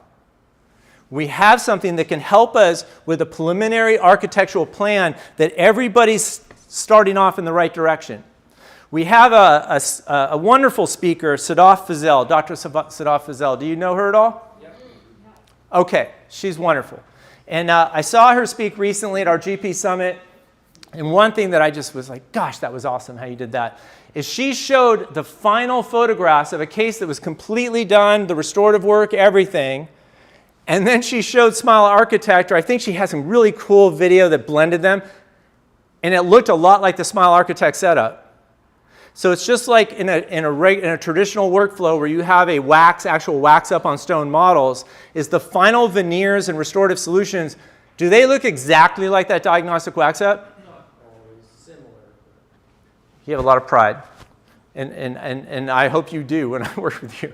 But the honest truth is through the stages of adjusting provisionals and, and test driving in the mouth and blah, blah, blah, and all those things, is that the final result should look a heck of a lot like it, like you said, but it's not going to look exactly like that in most cases. So it's the same thing here. So we have our preliminary plan. It guides our step forward. It also helps us anticipate what modalities are we going to use to accomplish this. Implants, moving teeth alone, restorative. As we've emphasized, it's all visual, and therefore the continuity of the plan is assured, just like Dr. Fazell showed so masterfully. The continuity is assured. So part of why labs are doing backflips. Wow, that's a nice bit of information to get, is this blueprint as we seek to help you. Now, as we created this blueprint, we didn't just kind of stick our finger, our thumb up and think, oh, what would be the best way to do this? Is we brought a lot of knowledge with us, of course, but we started working with industry leaders. You might recognize a couple of them. This is just a sampling. We worked with a lot of them. And so by learning and working with them, we're able to blend facially driven aesthetics digitally and bioaesthetics to create the current version of Smile Architect, which is a 2D face with the 2D reference lines with a 3D blueprint inside of the smile. So 2D, 3D. Don't get used to that. There is 3D facial scanning. It's so bright on the horizon, it's stinging my eyes right now. Because we're headed towards 3D, right? I mean, of course. Ultimately, the goal is to duplicate the patient essentially onto our screen so that we can treatment plan and explore different possibilities super effectively. So we blended these two, and the facially driven part, when you open Smile Architect, you'll see these lines. So we provide the face. The face has been there for years. So I hope you're using the face in ClinCheck when you treatment plan. But we added these lines. So some of them you'll find very familiar, such as the upper facial midline. Upper facial midline. The smile arc of the incisal edges from the central sloping back to the posterior. The tooth proportions, here from the central, lateral, and out to the canine. We use what's called the red proportion, recurring aesthetic dental proportion. You might be more familiar with golden proportion. Red proportion is actually what we found more commonly used in the larger smile design space, but we had to pick one way to go. They're not that different in the end, necessarily, but we went with red proportions. The gingival line creates the ceiling of what you might consider as the smile frame there, the upper anterior 6. The walls of that frame are the inner canine lines that ideally identify where the most buccal surface of the upper canines should be. So think of denture setup, centrals building out right to the canines. So it's very similar. Denture setup and smile design are just like are all together. And then of course that will have a lot to do with the buccal corridor. And then this horizontal line is a reference line that you can move up and down. You can move all these. You can modify every single line you see here, and I'll show you how to do it in the second half of tonight. But here it's set as kind of a face bow sort of reference on the horizon. But you can make it interpupillary or whatever you want. So these are the lines that are provided to you. Now, that's blended with the functional occlusion goals that we saw earlier to create, ideally, this morphing of all of that together. So this is bioaesthetic, this is form and function, and it's in a way that we can see the model here as we plan the functional orthodontic part here and the health part, but we immediately can validate the aesthetics here at the exact same time. Yep? Do you have the ability to dictate or have an Emma shot, or am I jumping ahead? Oh no, you jump right in. Kim's right there. No, it actually needs to go to someone else. This comment needs to, okay, I'm recording it, go. Emma normally will dictate if men have a display 1 to 2 mils max, women 2 to 3 with Emma. Maybe 4. Maybe even 4. Longer, yeah. But just wondering, is that, because that's how we dictate how long we make centrals. If we get the Emma and or E, if we don't want to be, that was almost an E, that smile on that gentleman. Yeah. I didn't know if you have that ability to see that or not. I don't know. So what we have the ability for, so is everybody familiar with the Emma position, the relaxed repose, lips parted? Yeah. Okay, if I asked you to go and then just stop, your lips are parted but relaxed. How much are your yeah. So that photograph, I fought like a dog to get that. My bite, I need to bite. I just barked. I needed to bite. But we don't require that. But what we did add to the template on the photo capture on the app is we added shots that you can do whatever shot you want. That's at the bottom. So you can take, and I would recommend take an Emma shot every single time. The software is not going to read it at this time, maybe in the future, but you can reference it and then look at the smile, but reference the Emma position. Thank you for asking that. I lost my voice barking for that one. So let's look at how easy it is to submit a case. Okay, how do you get this thing started? It sounds wonderful. How hard is it to get it started? Not hard at all. We want to keep it easy.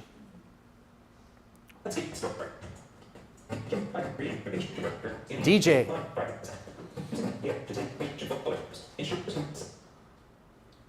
Refresh. Yeah, Refresh what?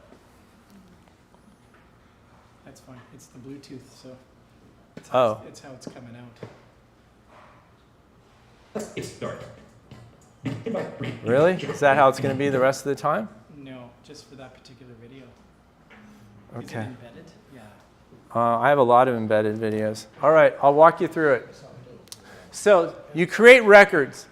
The only required record is the wide smile photo, which is the center photo in our photo capture template on the app. So you need to use the Invisalign Practice app because it also has this guided photo taking feature. Are you using the app for photo taking? Okay, I would strongly recommend it. I'll talk about that in a second. You can use an iTero, but you can also submit PVS or any third-party accepted scanners. So you don't have to have an iTero to do this. So that was how simple that was. That was pretty fast, right? So again, the only requirement is the wide smile photo right there. That's what the software reads. Okay, this is for what you could have this in any Invisalign case you have for years now. So if this is new news to you, let's not make it new anymore. This is what fuels ClinCheck and iTero for IOSIM Pro. Here we have the video. So we added a video now that's down below the template. These are the additional views on this lower row right here where you could have the Emma position. These intraoral shots, if you have a fairly recent version of iTero, you may not even need these intraoral shots because you have a 3D scan of, Lumine is basically a 3D photo. So you need this. This is incredible to have, as you'll see in a minute. This just makes everything better, as Mark described, but you don't have to have it. And Smile Architect lives on ClinCheck. Okay, if you have questions, let me know. But that's all you need to take records-wise. Dr. Lopes, will the lab be able to get the video easily enough? You can share all the assets as you want. Like when you share ClinCheck, you can share photos. And so, yes, you can share all this stuff with lab, or you can have Zoom meetings with the lab. You can, virtual shares. You will show us how to take the video? Yeah, I'm going to get into the video just a little bit right here because it is really important. I'm glad you're liking it because it's a lot to like. So this is what we came up with. Was it earlier this year or was it last year? I can't remember. I wonder if this one works. Are none of the embeddeds going to work, you think? Actually, it doesn't really matter that much. Yeah, that's terrible. All right. Okay, so this is not a simulation. Forget that simulation part. That's because engineers created the slide or the image. That is a treatment plan. What you are seeing is the actual ClinCheck plan dynamically with the patient being videoed, singing songs, doing whatever to show a natural, relaxed example of their lip dynamics. Now you imagine your patient. Remember visual, personal, emotional? You think? Anyone do intraoral mock-ups in the mouth? I think we probably all have in some capacity. When you do an intraoral mock-up, you have to sit the patient back. There's materials, there's taste, there's smell, there's instruments, there's vulnerability to the patient. As awesome as they are, there are friction points with that, with a patient experience. Here, look, this is the video of your treatment plan. You just click it. Does that sound pretty cool? Okay, you got a little bit of stone faces. Maybe I'll give you a break so you can refresh or something. But that is freaking amazing, because technically that is so hard to create. I can't begin to tell you. To create a video of a patient smiling and moving and having the teeth not move all over the place and have it be clinically accurate. Our engineers went nuts creating that. It is awesome. So let's look a little bit about how that happens. So this is a little video introducing, without audio, about how that happens.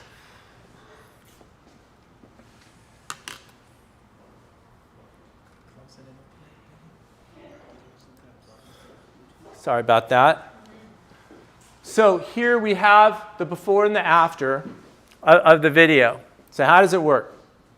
It's very simple. You capture the video. Now you see a lot of ideal setups here with the ring flash and the tripod. You don't have to have that, but you want to keep the camera pretty still. And so if you just even bought a fairly cheap triad off Amazon or wherever you want to get it, just so your camera stays still, and you have the patient go through, have a good time with it. They just don't want to move their bodies a whole lot like this, but they can move their face and just talk real natural. So one of my favorite faculty of ours, Josh Austin. Has anyone seen Josh Austin speak before? Dr. Josh Austin? He's not the only one, but he shared it and it was like, oh, that's so clever, because he says he does a lot of clever stuff. He has a song that they sing, and it has specific lyrics to where it gets the lips to move a certain way. And I just thought that's brilliant, because another goal here is to have the whole environment get a levity to it, have fun. How hard is it for you to get a patient, like if I ask you right now, give me a wide smile photo. Give me a wide smile. See, you're just a dentist, so you're just doing it. But we all know, we all know how awkward it can be to get a patient to smile, especially if they've been self-conscious about their smile for years, forever, right? And now you're asking them with a camera in their face, give me a wide smile. No. You're tempted to tickle them, and then again, that gets, you can't go that, don't go that road, right? So I would suggest you start with the video and lighten the mood. Have some fun with it. You can retake the video as many times as you want to capture the right video. And then once everybody's having fun, you say, okay, just hold your head kind of still right there and give me that wide smile photo. Give me that wide smile, like you're really happy. It's so much easier. Does that make sense? It's just a nice workflow to do that. Dr. Post? Yeah. I've done quite a few in-office trainings of using Smile Video, and one thing I found that works ridiculously well, it's such a simple thing. If you have those really awkward patients who won't come up with anything to say, they won't engage at all, is have them say the alphabet.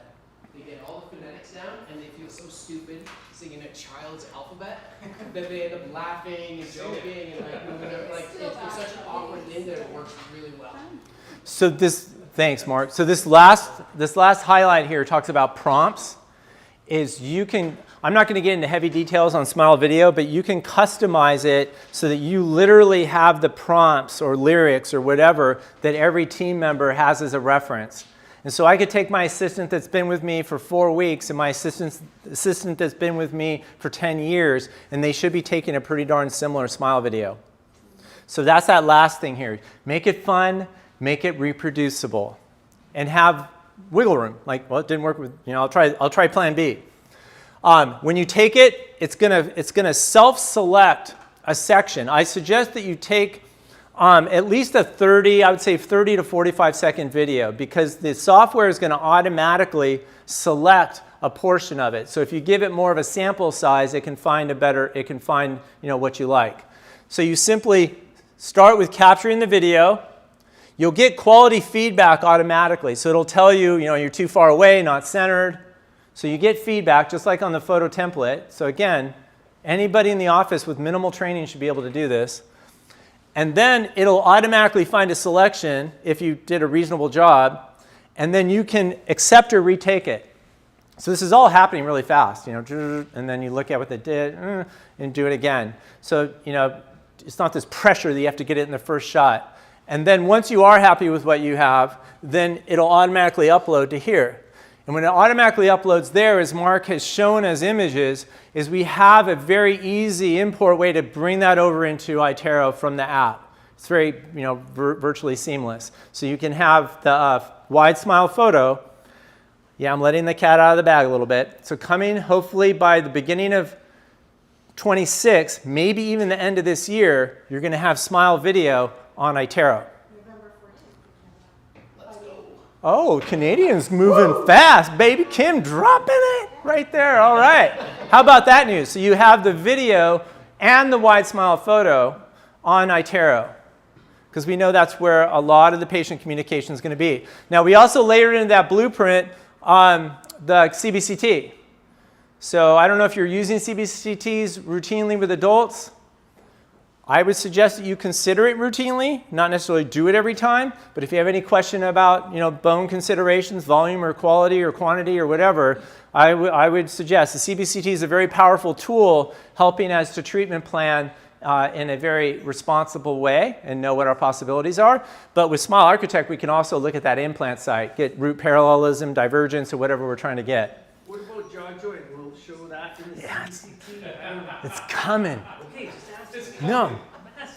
No, it's like, I love it. You would love being behind the curtain at a line. I would love to be that. In fact, look, KOL, right there.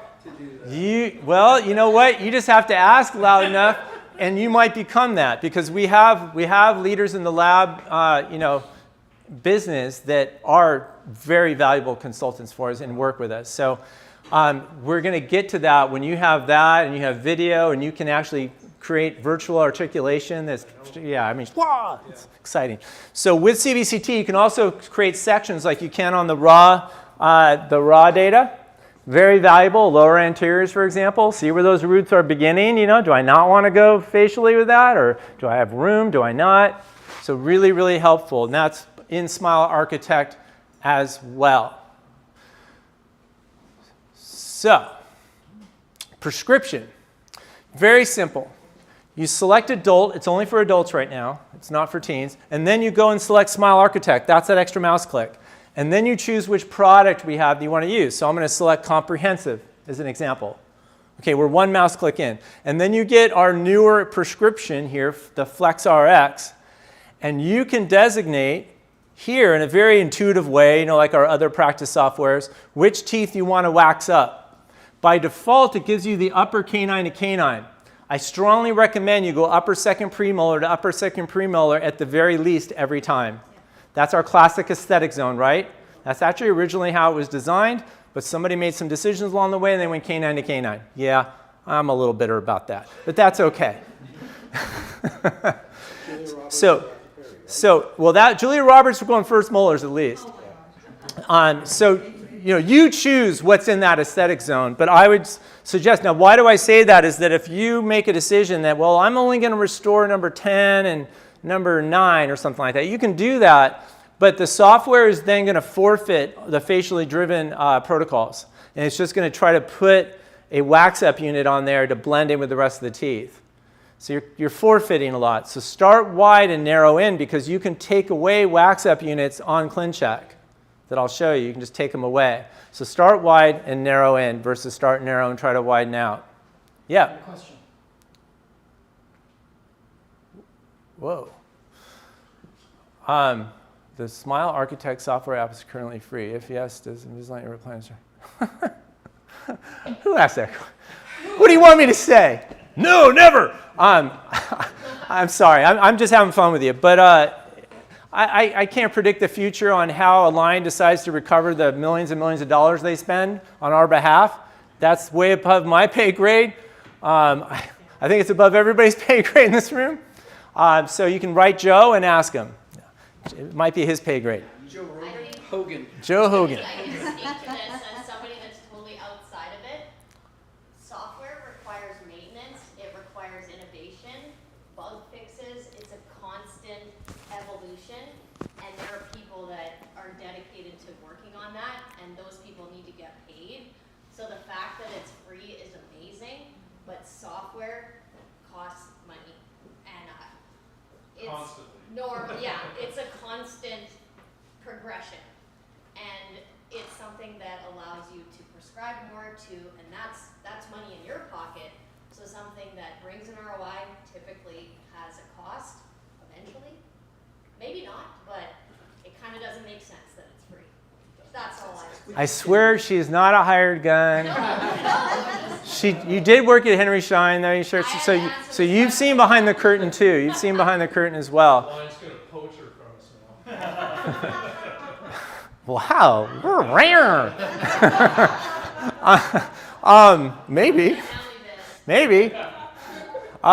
So, just to emphasize again, you could ask to wax up every tooth in the mouth if you wanted to. There's no limit to which teeth you can wax up, but I suggest at least the upper second premolar to upper second premolar. And then we also include a question about spacing, which is new. This is to your point, this is a constantly evolving new prescription experience. The goal is pretty simple. What are some good questions to ask here to get you to the visual part of ClinCheck that then you can finish the treatment planning visually? That's kind of the goal. And so spacing, where you can create same space left to right, for example, contralateral side, stuff like that. So some of you may follow. Do any of you have templates from coaches we have, like Ryan Mullis or anything like that? Or you might have your own Invisalign personalized plan, IPP. If you have a specific template that is a clinical preference that you use like that, at this time, it'll apply to the ortho-only case, which is just moving the teeth, not to the one that has the wax up. Coming very, very, very, very soon is it will apply to both. That's like maybe within, do you know, it's by the end of the year, I think, but it might be in the beginning of the new year, but I think it's by the end of the year. So that's for the templates. Now, so just to keep that in mind. So let's look at the tools. Yes, we're finally going to get to the tools. This is what, and I hope that this speaker works. The speaker gods. Because this play it over your laptop speaker. It's a small one. Right? Yeah. Why don't we do that? Just put the mic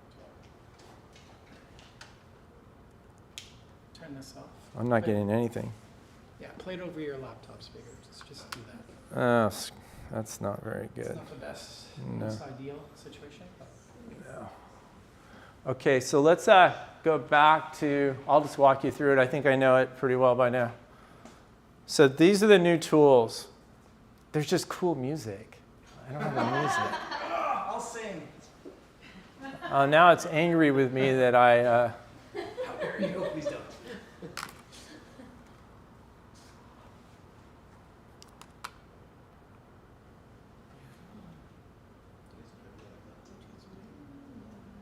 It's Bluetooth connection. The speaker's like $2,000.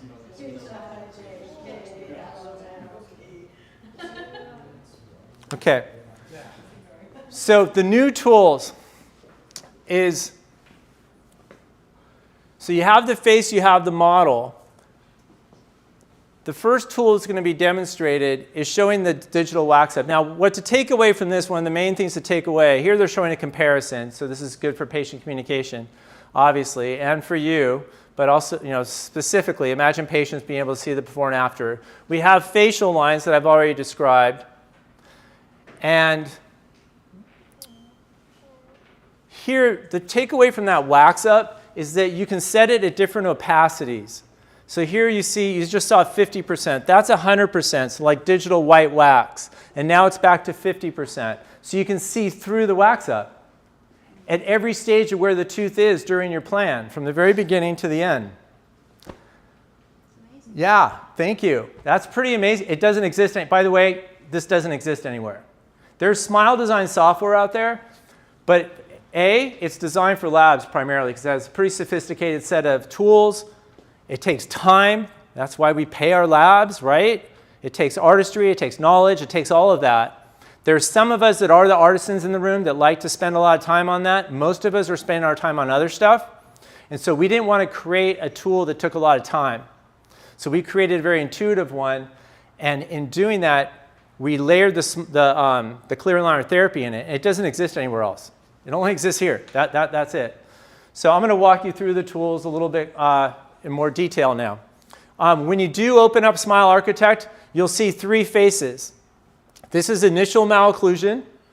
The center one is ortho only. So that means that's just moving teeth. So if you just didn't look at this side here, this is business as usual.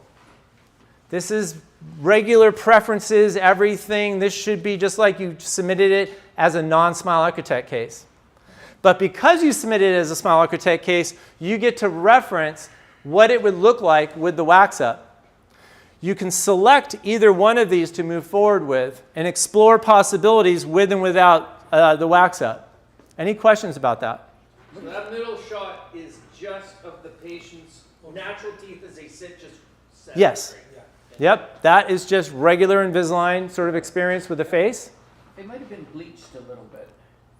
Well, that's a rendering. So the amazing part of this is that this is a photo and that's a rendering. And it's kind of an older one, actually, I can kind of tell. And so we're going to get into the shades in the future, but right now you might see that it's a little brighter, yeah. So put some whitening gel in their little kit so they can whiten their teeth. Don't be stingy, give them the whitening gel, right? And then this is Smile Architect on the side. So you have the two options to explore. And I'm going to show you that in real time, how that works. Now, I mentioned on iTero is catching up, has caught up, is we have the same three representations on iTero if you take that wide smile photo. So it'll generate that Smile Architect setup. It's not the exact Smile Architect setup, so iTero has a different technical flow through it, but they're based on the same basic protocols. So the patient can have this experience chairside or in consult or whatever, and then in the ClinCheck you should have a continuity of that plan for the most part. And I already mentioned the video as well. The new tools on ClinCheck, the smile one in the center here isn't new. That just brings up the face. So, but it's obviously critical for Smile Architect. And then in that smile, we added these three lines in the upper left-hand corner I'll show in a second. That's to see the facial lines on and off. We also added these two superimposed diamonds. Those are to change the way we see the teeth or the blueprint within the patient's face. You'll see that as well. We added next to smile what's called restore. I encourage you to consider that WAXUP, not restore. There's a misunderstanding often, I find, where you've already made all your restorative decisions. You may have made some, but the idea behind this blueprint is to help us evolve our decisions. So it's a WAXUP. It's not necessarily a restoration. And then MAS is tooth mass analysis. This helps us to ensure we're going to have a minimally invasive additive restorative solution in the end. So let's look at what these look like. The facial lines, you can modify all of these, but again, these were created based off of 65 different facial points on the face. Our engineers identified 65 facial points. That's crazy. That's pretty impressive, right? And so I don't spend too much time on the facial lines. I'm looking for midline. I'm looking for vertical position of the upper arch, especially the upper anterior. And then I'm also looking at width of smile. So that's really what I use the lines for, is quick references. I don't perseverate too much on the lines in that regard. The fun happens when we get to the WAXUP itself. So with the WAXUP, as you saw, you can see it in 50%, 75, 100% opacity. And if you'll notice when I change this to a different view on those diamonds to what's called superimposed, it looks like a cartoon, right? So we wouldn't show that to our patients. But watch as the teeth go through the stages of treatment, they move at the same time in the face. Do you see that? Yeah. That's the same when we modify as well. They'll move at the same time within the face. So it's really, really valuable for us as treatment planners to see that. With these, I'll get to modifications later, but that's the visual of that with the WAXUP. Now this tooth mass analysis, I'm going to go a little deeper in because it's so cool. It's one of probably the most popular features on Smile Architect, is that with the deeper oranges and reds and magenta and all that, that indicates that the real teeth at that stage are outside the design by increments of 0.5 millimeters that I'll highlight in just a second. And then look as the case goes through movements, goes through the stages, that you see the darker colors go away. On a traditional wax up of stone models, think of it like the stone tooth is sticking through the wax, right? So if you look here, imagine having a conversation with the patient about the value of moving teeth for this implant site, because where the teeth are, they can easily understand the colors. The darker the orange or red, the more that we would have to cut into or prep the other teeth to make room for that beautiful smile that you want. And we want to give you that beautiful smile. Or if we don't move them, then we're going to create a narrow central. It's going to be out of balance. It's not going to be proportional. But if we just go through a short round of Invisalign treatment to just move those teeth, just create that space, we don't need to do anything to those interproximals of the other teeth. We don't have to do anything to the sides of those teeth. Does that make sense? Patients can follow that pretty well with the colors aiding in that conversation. So just to highlight these colors a little deeper, is the warmer colors indicate the tooth is outside the design, sticking out, by increments of 0.5 millimeters. Okay? So here, for example, if you look at this example with the edentulous number, or not number 7, sorry, upper right 2. Sorry, forgot where I was. Apologize. Jeez, don't beat a guy down. I'm sorry. The edentulous area there is you might be speaking to the patient and going, well, we want to, again, deliver that smile for you. But we have a decision to make here with this space, is we don't have enough space to reproduce that tooth to create the smile for you. So we're either going to have to get super aggressive on its neighbor, where it's so red. And in fact, this case, what are we going to do? Extract the other tooth and do 2 implants? I mean, it can get crazy how aggressive we might have to get to the goal. And the patient's like, no, I don't want to see any red. How do we get rid of the red? And you go, well, if we just, again, move the teeth enough to create that space, we can give you that smile you want in a very healthy way. Does that make sense? Yeah? Yes. Okay, so with the blue or cooler colors, those indicate that the tooth is inside the design. So now it's buried within the wax. But it hasn't been altered by our lab or anything like that, like we're traditionally maybe used to. It's just the tooth is inside the wax. And so when I'm treatment planning, I would suggest that you try to stay in this range right here. About 1 millimeter on incisal edges, and occlusal table obviously can go up higher. But as far as facial, interproximal, labial surfaces, is try to stay here. I'll tolerate a little yellow. Sorry, I'm touching your screen, but you can just wipe it down later. But I don't want to see any oranges and reds. Just get rid of red. So when you're treatment planning, it gets super easy because it's kind of like treatment planning by numbers, but it's by colors. And you're just getting rid of reds and oranges, getting rid of reds and oranges. And that assures you that when you get the teeth reasonably in position with the Invisalign treatment, you have a minimally invasive, additive, restorative stage after, right? Sound good? I know we love our burrs and our handpieces, but our patients don't necessarily, or do the teeth. If you need to take a break in the interest of time, I'm just going to keep going, kind of on a roll. Got to finish by 9 because don't want to dig into your time. But if you need to go to the restroom, just go. Okay? There's no rudeness or anything. Just do what you need to do. Do they know where the restrooms are? They're there in the bottom of the stairs. Also, the wine's open, beer, whatever. Yeah. If you want to refresh, water. Do we want to take 2 seconds to try and see if we can get the sound to go? Okay. Yeah, we'll just give a couple minutes because I want to get into the planning part. But go ahead and get a refreshment or. Let's do that. Yeah. That's really annoying.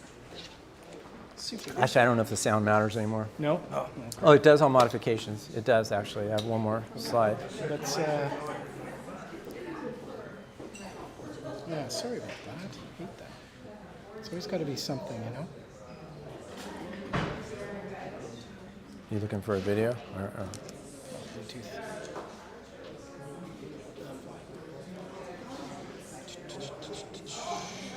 Oh, well, we don't go there. That's not where we want to go. We want to go to this guy. There we go. It made sense. We're connected, so.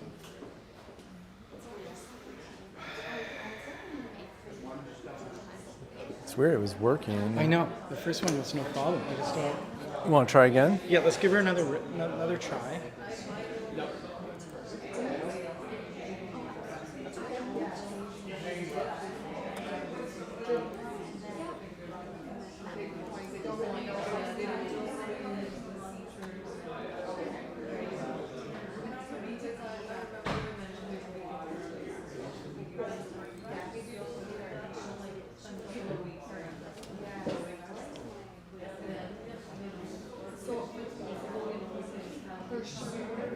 Yeah, I have the volume up.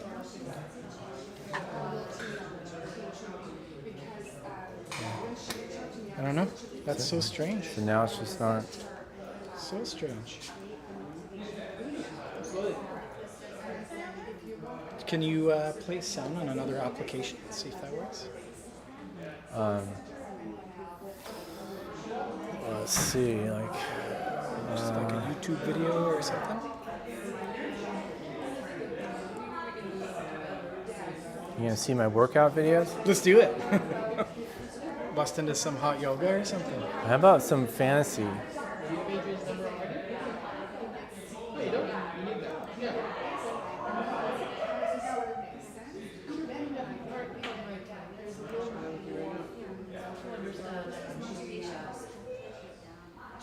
Volume's up all the way. Yeah, we're getting nothing. That's weird. Let's see. It's all right. You know what I'll do is I'm gonna do a demo of it. Do you want to play over your? So I have to cut short some of what I'm presenting anyway. So don't worry about it. Yeah, sorry. We're pivoting. Pivot. Right. Would your computer, like your laptop speaker? Nah, it's all right. I'm really sorry. I think the time actually is better if I pivot anyway. Okay.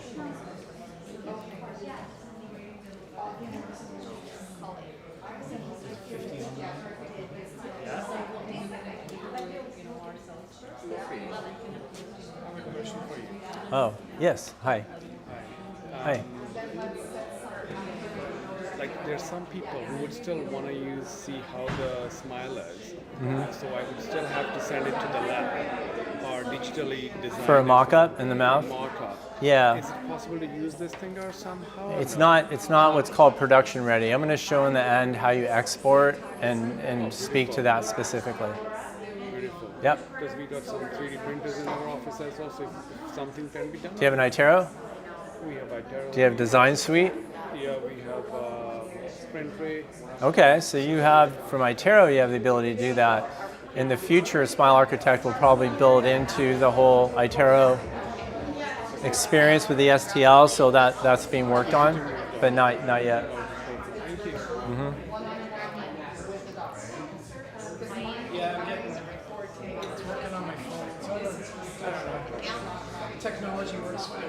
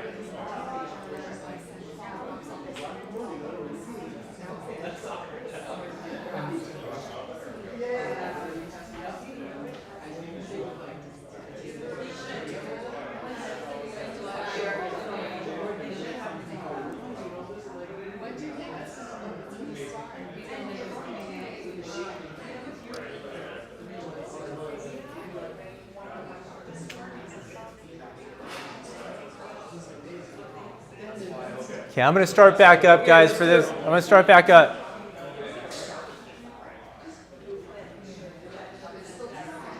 Mark, could I get the presentation up? Thank you. All right, I'm going to start back up because we want to honor that 9 o'clock cutoff time. You know, just to be honest with you, we usually present this with 2.5 to 3 hours. And so it was a little bit of a challenge where I'm trying to trim it into, honestly, a little under 2 hours. So I'm doing my best to trim it, but there's some vital stuff I want to make sure I get to you. All right. All right. Let's try to keep it down a little bit. All right.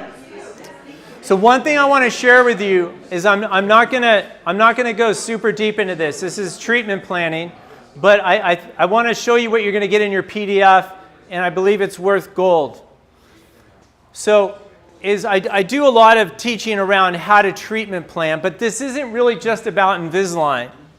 This is honestly about any advanced restorative aesthetic work you're doing. But in this example, I'm using it as a bulletproof system towards treatment planning with Invisalign. So this is what it looks like. Is to keep it simple is divide the what from the how. Just keep it simple. What and how. What is the final tooth positions? This is denture setup. That's all this is denture setup. Okay? So nobody knows this better than we do. Nobody knows this better than we do. All right? Over here is the how, is movement strategies and tactics. This is where a lot of our education for general dentists resides, and for orthodonts, is how do you get the teeth from here to where I know that denture setup should be? Okay, so I encourage you to pursue education on that. I'll give you a tip at the end on opportunity there.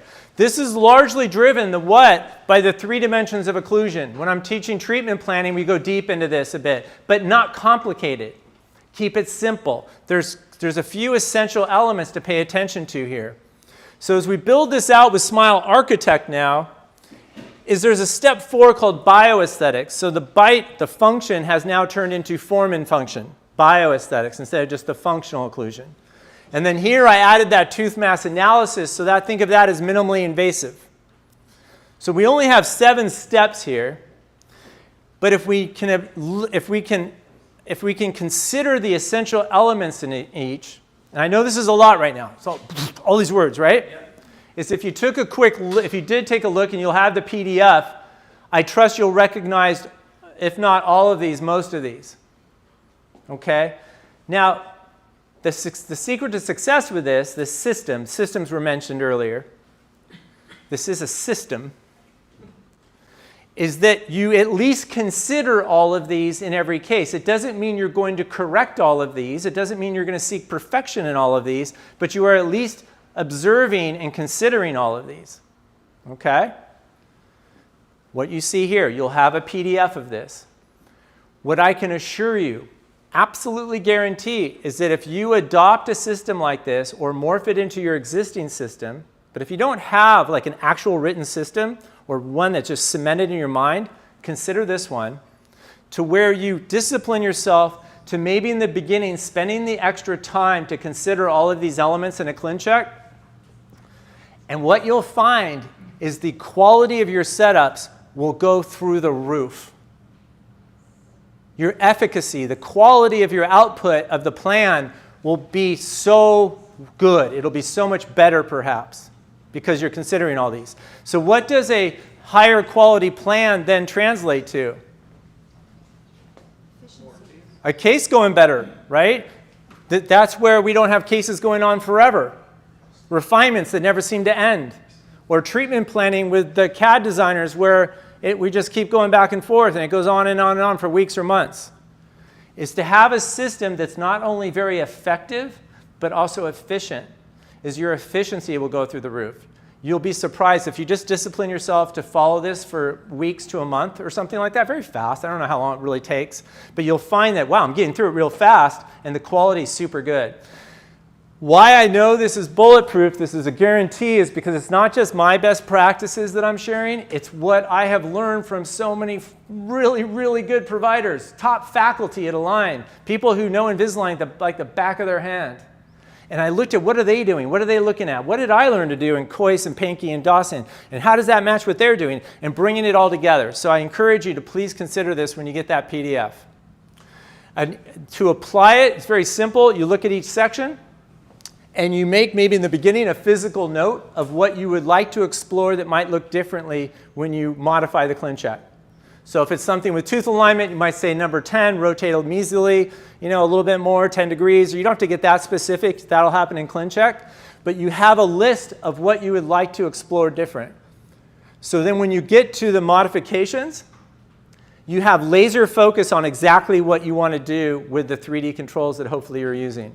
That's a lot different than modifying a ClinCheck and scratching your head going, oh, I wonder what I could do different, right? You ever felt that feeling? It's always like it's like Groundhog Day. It's always the same thing, but different. It's here to have a system so you can be very, very effective with it. I am going to mention this one part about treatment planning because it has a strong patient communication part to it before I demo the ClinCheck for you. Has anyone heard of the lid and box analogy to the mouth? Has anyone heard that? Well, huge pearl here, and it's very simple. Very, very simple. In fact, I mentioned Dr. Andrea Hofat, I think, earlier out of Toronto. She does such a nice job of this. Is that you're talking to a patient, and you go, you know, consider a box, a file box, and it has a lid and it has the box, right? And the lid has to fit fairly comfortably or passively, if you will, over the box. You already know where I'm going with this, right? And you go, well, the patient, you know, like the lid is like your upper arch of teeth, and the box is your lower arch of teeth. And the way nature and your chewing engine, remember the chewing engine patient? The way that wants to work is that that lid, your upper arch, fits like that lid over that box. They go, yeah, okay, I get that. And I go, what happens if the box is too big or the lid is too small? And you start pushing down on it. What happens to the cardboard? What's it at risk for? Damage, right? Damage. Oh, yeah, the worn teeth I have. So they start to relate how the lid and box relates to their mouth. And you go, well, what does nature do?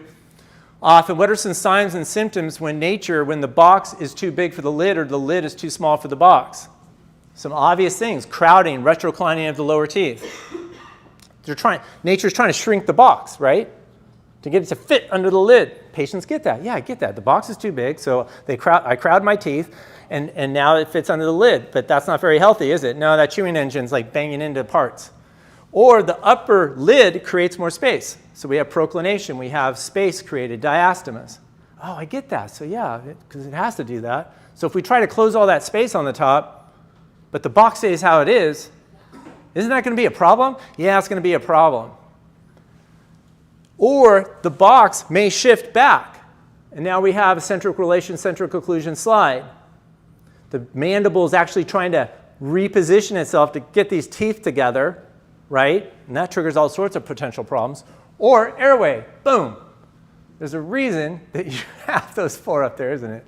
And so we also tied to airway obstruction or airway problems. So in treating this, there was a traditional approach that Align used a lot, IPR, to shrink the box. Let's put this in the back seat for a while, okay? Let's park this one. Because there's other things as general dentists that we like to do. How about if the box and lid don't fit together well, can I develop the arch form nicely, expand?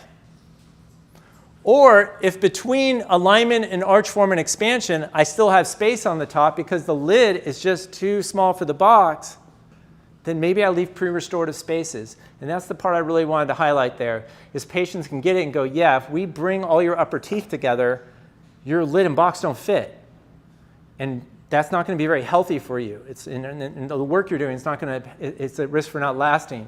But if we just create that space, and we have these beautiful materials, we work with this awesome lab that can create the most natural looking result for you. It's easy to understand, right? So I just wanted to mention that before getting into the tools. So with these, I am going to skip out of here and go to the ClinCheck, because our audio ain't so good. So I'm not going to play any music for you. We are going to jump straight into this. Can you see it? No, you can't see it. That's too bad. But I need to see it in front of me. So I don't know, something happened on our display thing.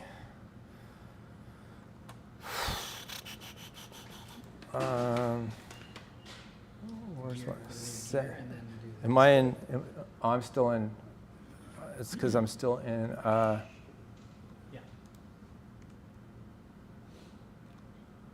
End slideshow. Oh, come on.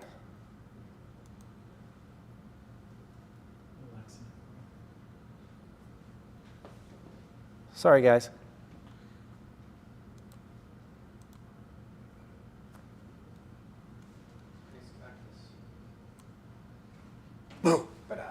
Okay, so here's another pearl for you. I'm going to expand this window so you can see it. Have you ever heard of example cases, dummy ClinChecks you can practice on? Okay, I'm going to show you what those are right now because that's what I'm going to use as our playground. You go up to your name on ClinCheck. So I'm on a ClinCheck, I go to my name. There's a drop-down menu. The last option is help. Name, help. And then there's a bunch of really great educational content in here. The last one is called example cases. Has anyone seen this before? Name, help on ClinCheck. So you're not on the patient file or on your doctor dashboard. ClinCheck, name, help, example cases. And we have about 35 or 40 different dummy ClinChecks. They're example cases. They're not real. But they allow you to explore different clinical conditions and different products and methodologies that were used to treat it. And when you go into it, it opens up the whole ClinCheck. And you can use all the tools and play around. So it's a great, totally risk-free area to learn how to use ClinCheck. Now, if I go to the top and type SMILE, it brings up SMILE Architect ones. I'm going to select the last one. He'll look familiar to you. And by the way, David, I do not stand behind the quality of the setup that you see. All right? Engineers got their hot little hands on this, so try to not focus on the quality of the setup, but it gives a good opportunity for educational demonstration. So you have the three faces that I showed earlier, and we have the lines. We can turn the lines on and off right here. These three lines up here that I showed earlier, that just turns things on and off. That's how a lot of the tools work on ClinCheck. They turn something on or they turn something off. Now, as I mentioned earlier, I can select either one of these at the bottom to explore further. I can select here, or I can select in the treatment plan history over here. As I select different plans, like if I select the ortho restorative or the SMILE Architect one, is that it doesn't mean that I'm married to this plan. It means that I'm exploring these options. I can still switch back and forth right here. As I modify these and I create a plan number 3 or a plan number 4, is you can select any of the plans in your history to move forward with. So it's pretty awesome. You can quickly see different, if SMILE Architect, you might have an 8 wax up case, you might have just the incisors waxed up. You can play around with different types of solutions that seem right for you and your patient. Any questions about that? Okay, so we saw earlier the wax up can be off, or it can be at 25, 50, 75, 100% wax up. I'm going to turn it off. I'm also going to get rid of some distractions that are on here. We don't want to see that, and we don't want to see that, and I'm going to get rid of that. Okay, so now we just see the teeth in initial malocclusion. One of the first values of the facial lines is to assess the initial malocclusion. So if you agree with where the lines are, you can modify all of them when we modify, but if you agree with where they are, you can see midline, for example. Where's the patient starting midline? Do we have a lot of work to do there or not? Or do we want to move it left or right? I'll tell you one thing that happens all the time. I'm speaking to midline and speaking to vertical position, and it pains me, is that I get on a call with a colleague, with one of us, and I get on a Zoom call and I'm helping out with a ClinCheck treatment plan, and I bring up the face. I always bring up the face. Even if they don't have it here, they have it over here on records. And too often, it's as if I'm the first person looking at the face. That's painful. I can't eat very well after that. Then we look at the model, and we look at the face first, and we go, one of the first questions is looking at the upper central incisors, and if we have the EMMA position critical, is vertically, do we want to maintain that position vertically or raise it up or bring it down? That's a fundamental first question to ask. Just like denture setup, where am I going to put the centrals? Here, here, here, okay? And then we may come to decide, well, we definitely don't want to intrude them. Definitely don't. We might keep it there or move them down a little bit. And then I go to the 3D model here and I pull up the tooth movement table and I see intrusion of the centrals. Exactly what you didn't want to do if you reference the face. So my main point here, argument, is use the face. Take the wide smile photo because you can aesthetically validate what's happening in the final result immediately. So it's very, very helpful. With midline, same thing. Maybe the midline starts to the patient's left, and the 3D model moves it more to the left. Does that sound good? No. Because the 3D model is like a lab bench without the reference of the face. We need that reference. So if I can take the lines away, I can add, again, the different opacities of the WAXUP. If I go to 50%, as you saw earlier, is watch the teeth move to support, hopefully, I'm not standing behind what you see right here, but I'm saying hopefully, moves to support the WAXUP. So that's helpful for the patient to see. In this case, the lower arch is very, very evident, especially if I turn on that tooth mass analysis tool. It's right next to the restore tool. So smile, restore, tooth mass analysis. If I click on reduction, all those hot colors, remember, that we don't want to see, patient's like, well, I like how that WAXUP looked. Yeah, but if we move the teeth, look at that. We get rid of it. It's very visually easy to follow, right, and compelling. So here we've reviewed, when you're doing this, you would go through the 7 steps I talked about. When I do that, I would typically have this at 100%, and I would be checking overjet, canine rise, anterior guidance, the angulation between the incisors, the overjet, overbite. I'd be checking all of those elements that I shared on that 7 steps. And then I would have my list of things that I might want to change. So I go to modify. And do any of you, do you use 3D controls routinely? Does anyone not use them routinely? Prefers to write to the CAD designer? Nobody does anything? Do you ever modify cases? Does no one modify cases? Do we just push the green button? I have a whole little slide about that that's really fun. It's not pretty. But, OK, so whether you use 3D controls, let me just make a statement for this. This is 3D controls. Think of this, as I've mentioned before, as denture setup. Is instead of warm wax and plastic teeth, you have digital teeth and you have simulated gingiva. You have tools representing the same things we do with our fingers and do with our instruments. But you do it in a very safe environment where if you make a mistake, you don't have to go reheating and get all this wax everywhere. You just undo what you did. So this is denture setup. This gives you the power to do that. I really encourage. We have a program called Invisalign Pro, iPro. It's a team of clinicians that are dedicated to teach you things like this. It's free. Another free thing we offer. So if I go to the restoration 3D controls, now I can see the WAXUP. I prefer to change the WAXUP to 100% when I do this. So you'll see here, I just went up to the restore tool and I changed it to 100%. I also changed these diamonds to superimposed because I want to see right away the changes I make on the face when I make them. Also, to point out, when you have that superimposed, you can take the face away or move it back if you want to get the lip distraction out of the way.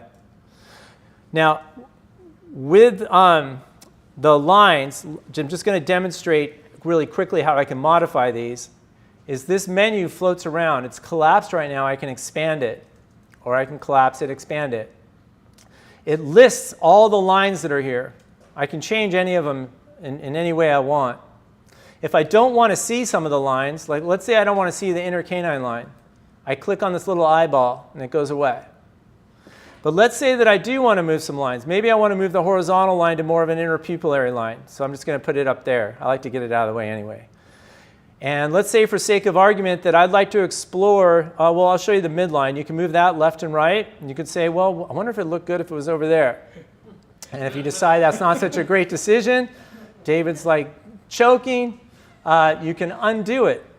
Maybe as a hockey player. Yeah, you can undo it. It moves it right back.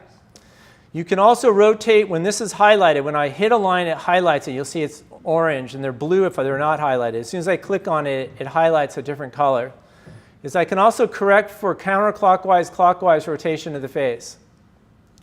So this is really, really helpful if we have to correct that. What we cannot correct for is if the camera angle is too much to the left or too much to the right, or the face is turned like this. So you really need to make sure you're getting a straight-on shot, and there's easy techniques around that.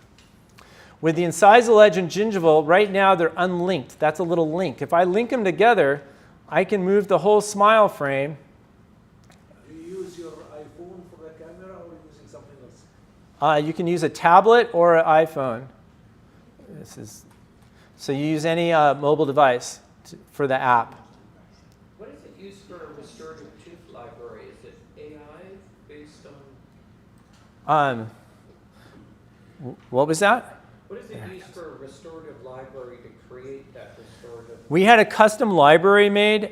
You can choose between different library settings. We only have average, which is what it's set to, average, average library. And then there's a wide one, there's a triangular one. That will become more robust over time as exocad continues to fuel Smile Architect and have customized libraries. It was custom made for us by a very reputable dentist in Munich, actually. So here I move the whole smile frame down. I can unlink these, and I can go to the smile arc slope, and I can move this steeper. I'm eyeballing the tips of the cusp of the second premolars and molars, trying to get that closer. If I see that I want a little more, I want to bring up the other side, I can unlink left and right. This is left and right, and I can move that up a little bit. So this is the way that you can move things symmetrically or asymmetrically. Now, as I mentioned, I don't get too caught up on the lines. So I'm just going to leave the lines where they're at, but notice I moved it down. Is I have a choice. I can make all of these wax up units longer, or I can move them all down. I'm going to opt to move them down in this example. So I'm on Restoration 3D Controls. This is the wax up. I can move things. I can shape. So this is denture setup whenever I move anything. When I change the shape or size, that's digital wax up, or I can add and remove elements. So I'm going to move them down, and as I'm moving them, my eyes are on the lines. I'm looking aesthetically here, and then I'll look at functionally. And again, I'm not saying you agree with what I'm doing. I'm creating a bit of a deep bite, but we could correct that with the lower too. And then I would go to these and lower them down a little bit.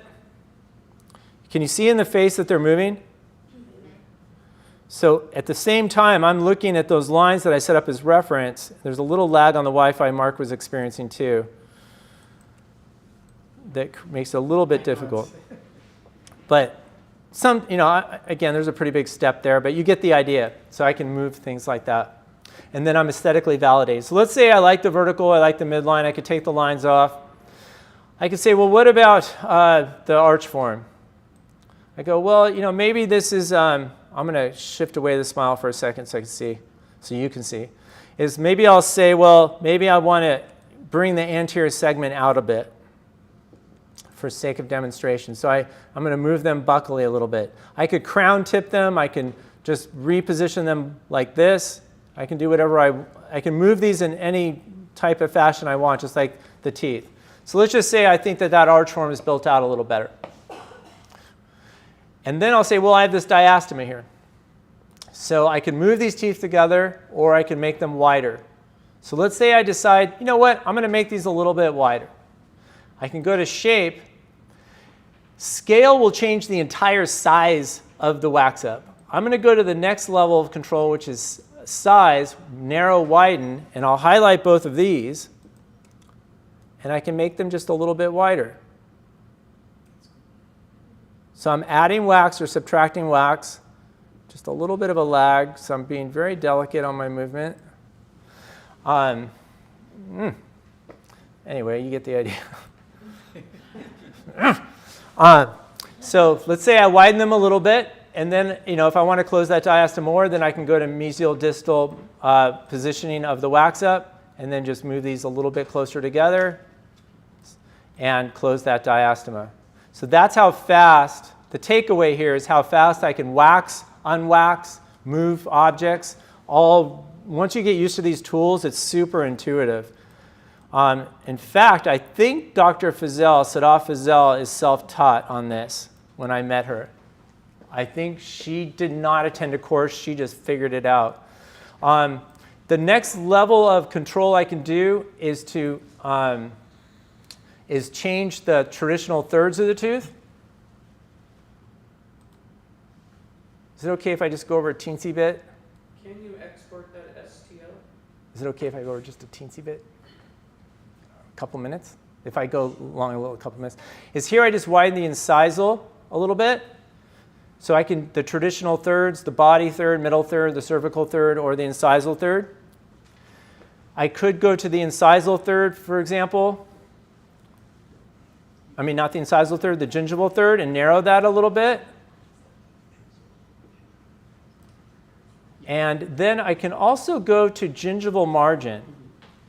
So here, I know the library doesn't really look like this, and these are kind of they're partially erupted. And so I can click on any of these little nodes. I went to shape, gingival margin, and I go here, and I can move these wherever I want them. And when you're doing this on your own, it's very seamless. Actually, this is pretty good right now. It's not bad. Sometimes it's very laggy. Dr. Lopes, yeah. A question about exporting an STL file. Yep, we're going to finish with that one. Oh, awesome. Thank you. So here, I can recreate the gingival margin. So I'm waxing, I'm trimming back the pink wax. Yeah? So this is how fast all that can happen. And when this happens, it's happening in the patient's face as well. So if I were to have his face up, superimposed, we would see all these changes happen at the same time here. Now let's say that I think the upper right 1 and 2 are really good, and that I want to use, I like those much better than the upper left. I just want to fix this gingiva for a sec.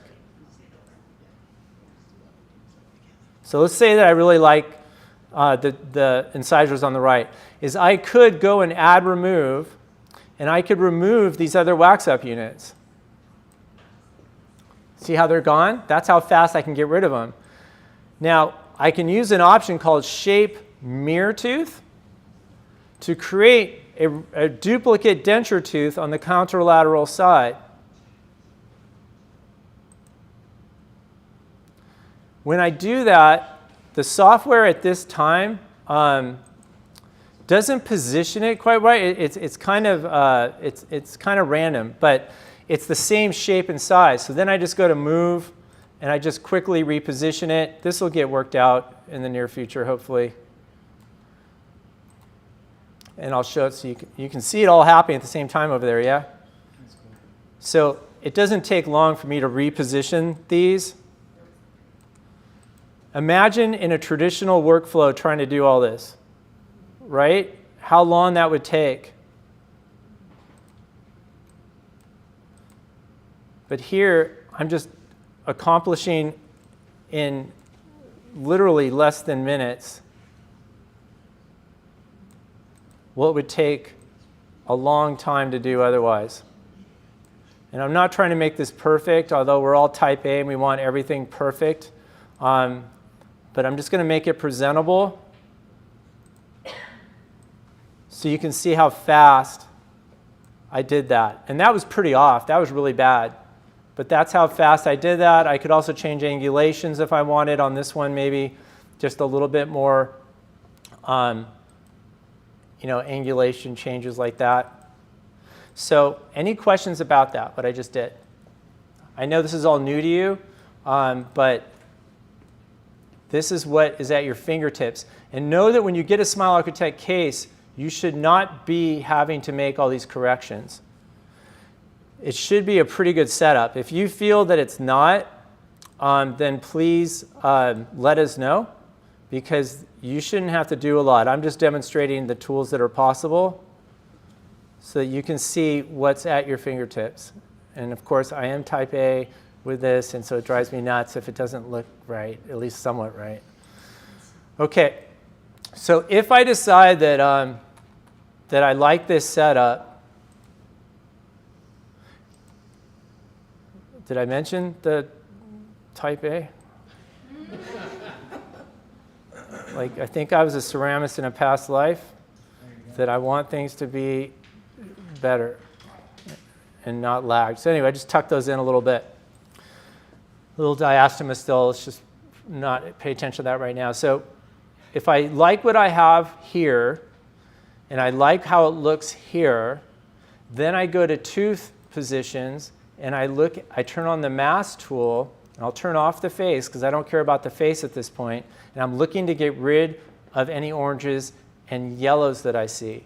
At the same time, I also want to minimize any crown lengthening I'm doing. So now I'm repositioning real teeth to where I might move this tooth intruded a bit, When I do this, I use the tooth movement table to make sure that I'm not creating overly complex movements.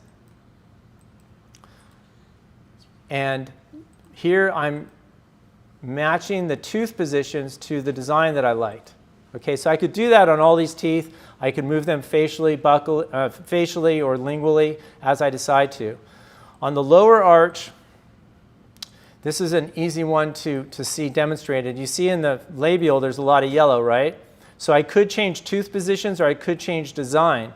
Now I might decide, you know what, just like on the top, I'd like to move this design out a little bit, and I simply do the same thing down here, something like that, let's say, and then you'll see that I have a few diastemas, so then I just highlight these incisors. I go to shape, I go to narrow widen, and just make them a little bit wider. Something like that. Again, wax up, denture setup, all happening in real time. Then I'd go back to the tooth 3D controls, turn on my mask tool, and say, did I improve the situation in the front? I did. You see a lot more blue, right? Now you might look also at lower right 1 and 2, and maybe your decision is that you're not even going to restore these. So it's not all about restorations. It's about seeing the wax up to help you decide that. That was a lot real fast. Any questions about that? I encourage you to practice with it, and also if you have an opportunity for a hands-on type course to attend those. We have them in Vancouver, I think, with some regularity, but I would encourage you to do that. So I'm going to finish up now and hand the baton in just a second, because I'm already being a little disrespectful, but sorry, I get a bit on a roll. But we'll be done in 5 minutes. And I'll stay as late as you'd like for questions. Well, although we have another valuable bit of information coming your way. So what I demonstrated to you on a workflow is that seven-step system is here. So having that habitually be how we look at the case, we start to anticipate how we're going to get there. How are we going to get to the finish line? Is it just moving teeth, restoring, implants, perio? How are we going to get there? We start to think about that. We start to get a visual feedback on that. And then I went to modifications on the hybrid wax up and real teeth. I could have added wax up units. You saw me take away some. And so then I want to get that, so I really like it. I like it on the model. It's like I have a wax up on a lab bench in front of me. I like that. And then I have the mock-up in the patient's face of that wax up, and I like that. That's essentially what ClinCheck is with the face. Then once I liked that, I went down to look at the teeth, and I said, well, how did the teeth match up? And at that point, I used the tooth mass analysis heat map, and like I also mentioned, I would use the tooth movement table, which is a treatment planning technique to see how much movement you're doing. And I used that to say, well, where are the teeth versus the design? And then I go back and forth. You saw me going back and forth, right? I adjusted design, I adjusted teeth to get that sweet spot, minimally invasive, additive, maybe not restoring some teeth because I'm moving them in the right position. And as I do that, I'm able to now really come to some firm ideas on where I might restore or do something else and how much I'm going to do, like the crown lengthening. I showed that as well. So I'm able to work through that at the same time. So you've mentioned, can we share these files? Of course, we're at a lab right now. So we wanted to make that super simple as well. I'm sure the video audio is not going to work, so I'm going to walk you through it because it's pretty short and simple. When you export the case files, you go to where the patient's name is up at the top, and you've always had the ability to export, but now we have a Smile Design export.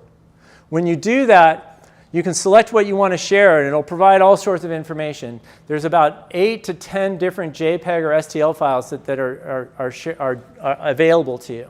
And you download it, and you get a zip folder with all of those images and all of those STLs. And with that, then you can share it with your lab. So, and just a still workflow here is you export. You get the zip folder with 8 or 9, I can't remember how many now, there are JPEGs and STLs in there. And then what Ocean Ceramics, for example, would do is take the STL file and import it into their design software. whether it's 3Shape or whether it's ExoCAD or whatever, the leading softwares, is they have a model import capability. And now they have it, and then you send the final scan of where the teeth are, or your prep teeth, or whatever stage you're at with the patient, and they can layer it. And now, like you've shared, they have some pretty valuable information. They have a blueprint from which to build their artistry and their precision and all of these things that make the final result so magical. So any questions about that flow? It's super simple. What's going to happen in the future is this is just going to continue to synergize as we work with ExoCAD more and more to where it's just very, very seamless on how you communicate with the lab. We're working with labs to also have your counterpart to this so that it becomes very, very, very synergistic. I think Mark touched on this with his iTero Design Suite, where you can go straight to 3D printing or milling straight from the iTero using ExoCAD design features. My point here is an example of where we've just scraped the surface on ExoCAD working with our iTero teams and working with our Invisalign teams. The future is very bright. It is crazy bright. The power of ExoCAD, the power of Invisalign, and the power of iTero, get out of town. That's crazy. And we have other AI with x-rays, and I mean, it's insane what we're creating. So as I hand this off, is just ask yourself, when do you want the blueprint? You know, this is a traditional flow, whether it's with braces or whether it's with clear aligners, is how often do we do WAXUPS as much as they be valuable? We kind of save WAXUP for those special cases, right? Because there's a cost of time, money, third parties, you know, materials. And so we typically don't do WAXUPS all the time, right? And so everything after that is only guided by our imagination. So it leaves us at risk when we're doing the demo. Remember the house remodel? When we're doing demo in the mouth, are we being as minimally invasive as we could have been? Unfortunately, if we haven't moved the teeth reasonably well, probably not. And then we hand it to the lab, and they're trying to remodel. We're both trained to make trade-offs. We try to do the best with what is handed to us, or what we're presented with.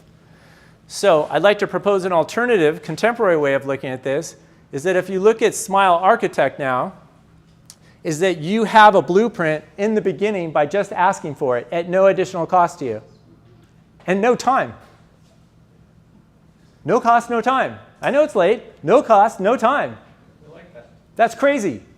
It guides everything downstream so that when you get to the demo, you're doing less demo. That's nice for patient, nice to teeth, and nice for you. Less sweat on your brow. Better results. You hand it to your lab, and they're all sweet. The teeth are in a better position, a good position. I've got a blueprint.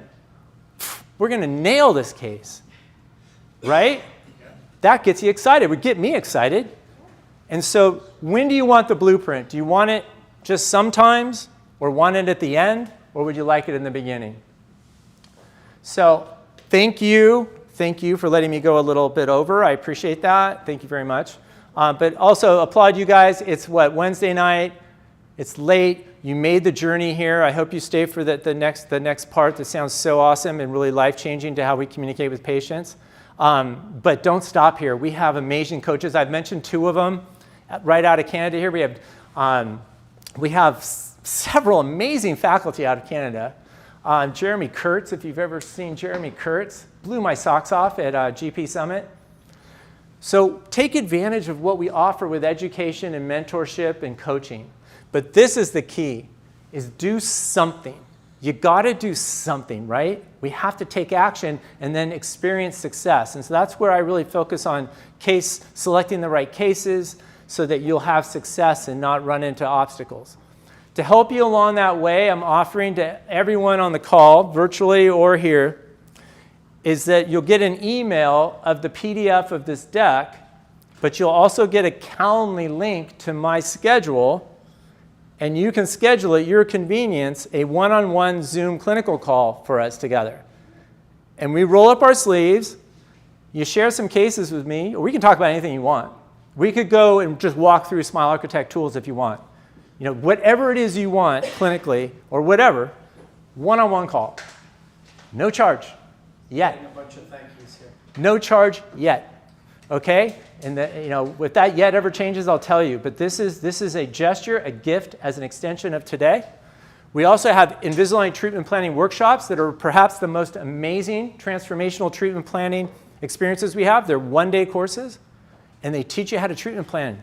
You get a strong foundation if you need to build that up. They're amazing, and they're offered throughout North America, obviously in Vancouver area for sure. So with what's shared after me and what I share a lot with patient communication, what Mark shared, what David shared, is that if we apply, if we invest in our teams, invest in ourselves as you're doing now, and with the technology, is the patient experience here in the beginning is like no other. So that's obviously serving the patients as they deserve to be served, and they will notice it, they will appreciate it. We learn to select cases that are appropriate for us. So we have success, repeatable success. And then we refer those that are above our heads or we're not quite capable of treatment planning delivering to our specialist. But it's this last part that I get particularly passionate about. So watch out in the front row. Is that I've seen too much, and you felt it too. I've seen it in my own practice, and I've seen it all over the place. Is that if we don't routinely address traumatic malocclusion and unhealthy misalignments with our patients, if we don't routinely, with our team in a very cohesive way, with a driving belief, there's no way we're hitting all these benefits for patients consistently. There's no way. We're making trade-offs. Why? Because we were anchored in that belief in dental school that we're really good at making trade-offs. And we are. We're really good at making trade-offs. So is the lab. But technology has evolved. It allows us not to have to make the trade-offs as much anymore. So please join me in this journey more than you already have. We're all together. But use the technologies between iTero and Smile Architect to deliver these benefits to all of our patients and serve our communities. This is just a coaching slide. Do something. And you have to plan it in writing. That's the takeaway there. I'll leave that as a PDF. But do something. Make it in writing. Know what it is, when it is, and who's involved. And thank you very much. I deeply appreciate this opportunity. Thank you. Thank you. Thank you. I appreciate it. Thank you. You guys were lovely. You did perk up too, which was quite impressive. You shouted, I think, at one point. I loved it. I loved it. Thank you very much. And set up a call, a one-on-one call. Doesn't cost nothing. What's the worst that could happen? We chat. Not so bad. Not so bad. Just while we're setting up the next speaker, just like you guys like to book your hygiene before the patient leaves. Our next CE opportunity here. Good one coming. Dr. Martin Sanders is coming to town from Kelowna. Let's try it. Just I think another it software should that we work. have that you may not know in depth how to use. So this is going to be a really good course. I encourage you to come out. Sure.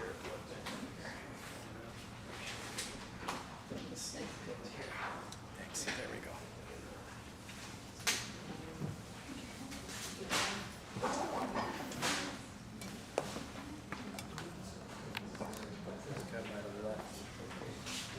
This, I think, is mine. Yeah. This is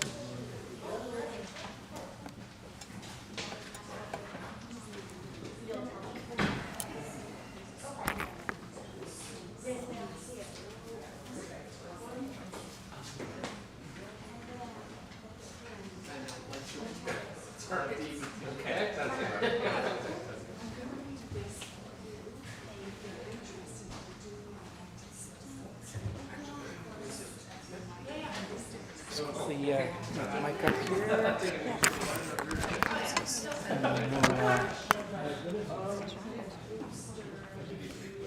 Just so that You got it. I'll just have to exercise before I pull it. You got it? All right. Thank you. Thank you so much, Mark. Yeah, no worries. Okay, let's just open up your settings and get your get the Bluetooth set up.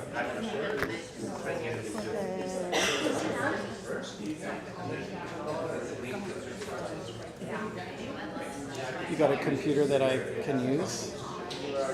Yeah, I like Apple. we are from the same family. Yeah, exactly. Bluetooth.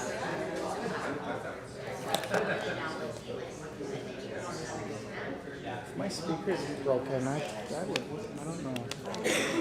Sometimes the file goes on a faster sound. That's what it was. Well, I think it's. But you have to make sure that the speaker's not here.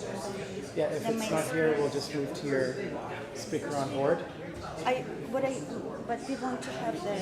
Yeah. The presentation. Yeah, so just do your. Start the presentation. It should be already set up. Play slideshow. And then you should go to your thing. Yeah. It'll pop up. Yeah, you're good. It's recognized it before it's up there. So let's just try the sound that. What else? It's going into. It's going. It's okay. going. Sorry. Yeah, I've already tested it. Let's do the sound. Oh, I can go through the. Yeah, if you've got a video. Yeah, I do. Let's just go with that. And then hopefully, In the middle of it, our visual adoption stuff is already run through. Just doing a hands-on thing in the middle. Yeah, I'm doing the first part, and then I do that last part. But it's really all about that stuff: patient communication, team dynamics, team building.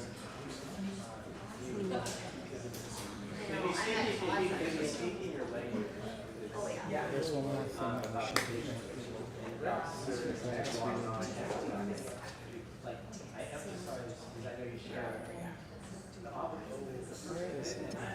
You got him. There we go.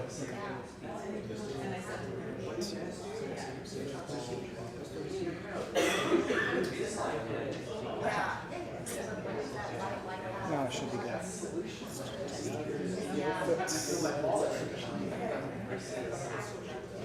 I'll let you open it back up. Test it again.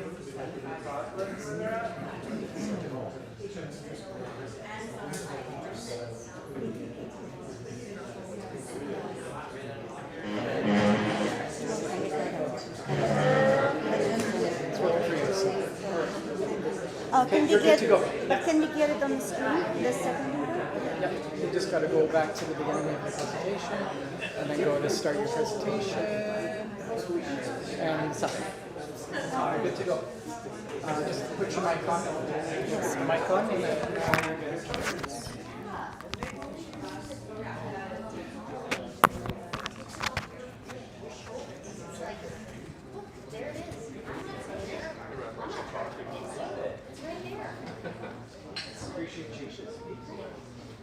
We're not going to coach you, but you can get a site. Side gigs?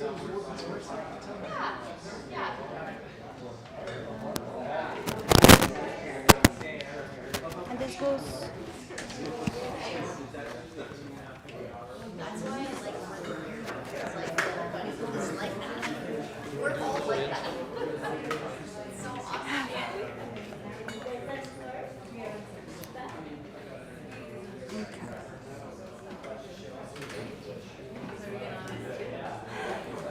I've got a mic on, but it's okay. Pardon?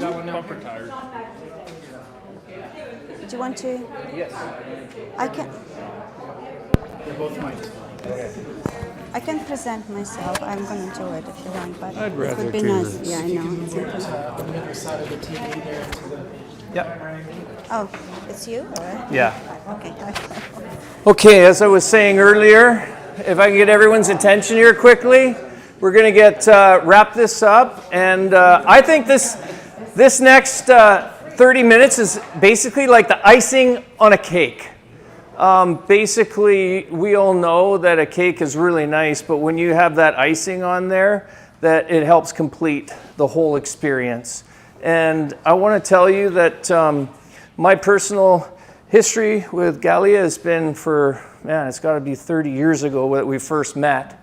But she is a very successful professional that is not just talk, she did it, okay? We have a very, let's just call it a very successful lady dentist who actually created amazing systems in her practice and now wants to share how to implement that into your clinic. So without further ado, Dr. Galli Anderson. Thank you so much. Yes. Thank you. First of all, thank you everybody for staying that late, but I promise this is the best 30 minutes you ever spent that's gonna make you money, okay? So, Yeah. so welcome to the training. Effortless selling strategies for dentists. That's why it's not team training. It's not about scheduled or pre-scheduled appointments and training your team. It's about selling. And because we do somehow have to monetize our time when we are in a clinic, yes? So this is my favorite quote from Warren Buffett. Investing in yourself is the best thing you can do. Anything that improves our talents. Nobody can tax it or take it away from you. So again, congratulations. Just being here, you are separating yourself from 95% of the dentists who do not going to do anything in order to win.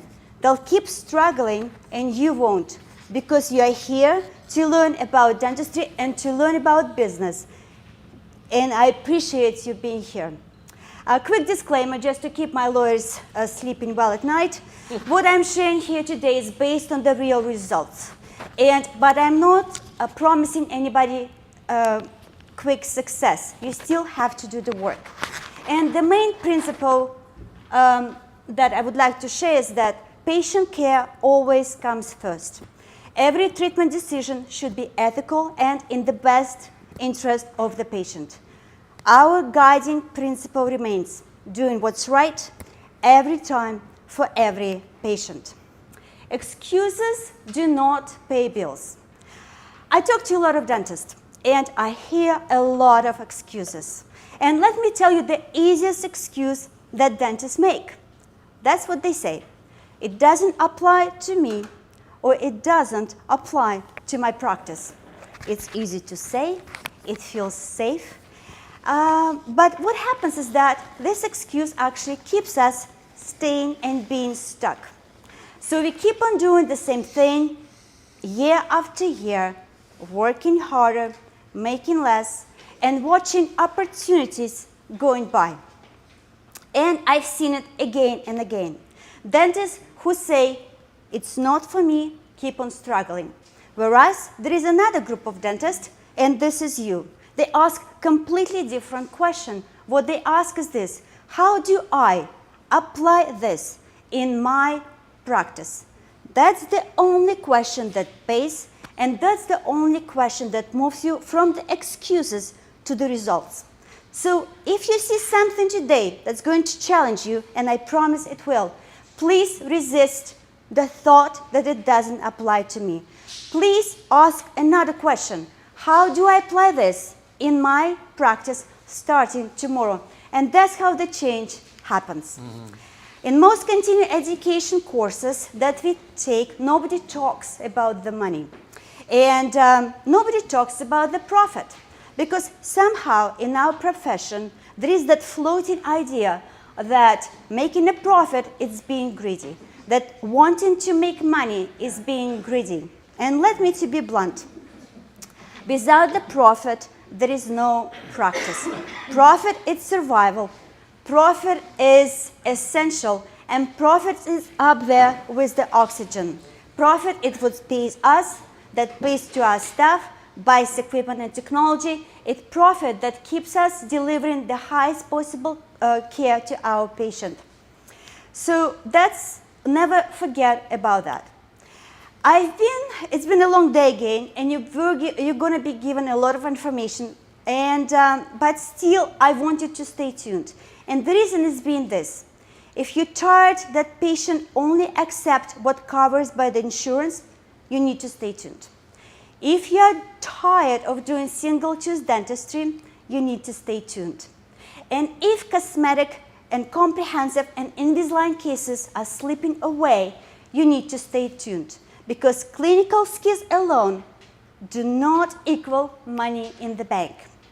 Let's get to work. You are in the right place. I'm going to give you 1, 2, 3 specific strategies that you can apply in your practice starting tomorrow and see the results in your bank account after the implementation. I will share one big idea And once you grasp the concept, you can radically transform the way you look at your practice as a dentist and practice owner. And once you see it, you cannot unsee it. These strategies were only shared to select dentists who are whom I private coach in my program. So we are here to do practical stuff, and I'm here to make you money. At the end of the presentation, everybody is going to get a free gift. There is a dental business report that it's basically a book that I'm going to give you. And then there is a hidden present that I'm going to give you at the end of the presentation. It will be worthwhile. Let's move on. There are a couple of things I wanted to know about me before we dive in. 2/3 of my life has been like yours. I've been in the trenches as a dentist and a private practice clinic owner. I started with 1-chair solo dental practice on West Broadway in Vancouver. Just in a few years, I transformed it into the 7-chair, 7-figure associate-driven practice with in-house specialist. While working part-time as a dentist, I strategically reinvested profit into the cash loan investment portfolio. And over the time, the assets and the equity in my portfolio outperformed the cash and the equity in my practice. When the time was right, I sold my business for a life-changing walkaway sum. I've been in the trenches. I faced the same changes you are against. And I'm here to show you how to thrive, not just to survive. The current third of my life is dedicated to empowering dentists. I serve only one purpose is to empower you to take control of your practices and your lives. And that's what I established. I established dental business experts. I'm not a consultant. It's a dental business coaching and training for independent dentists. And where I am in a real world dealing with a real dentist, marketing issues, staff issues, clinical problems, and everything what we're going to discuss today is based on the real life. There are two heat lists for you that we're going to discuss today, and that's where they are going. If you run a dental practice and you pay your expenses and you count your money, you at least have to have one item on your hate list, and I call it being an advertising victim.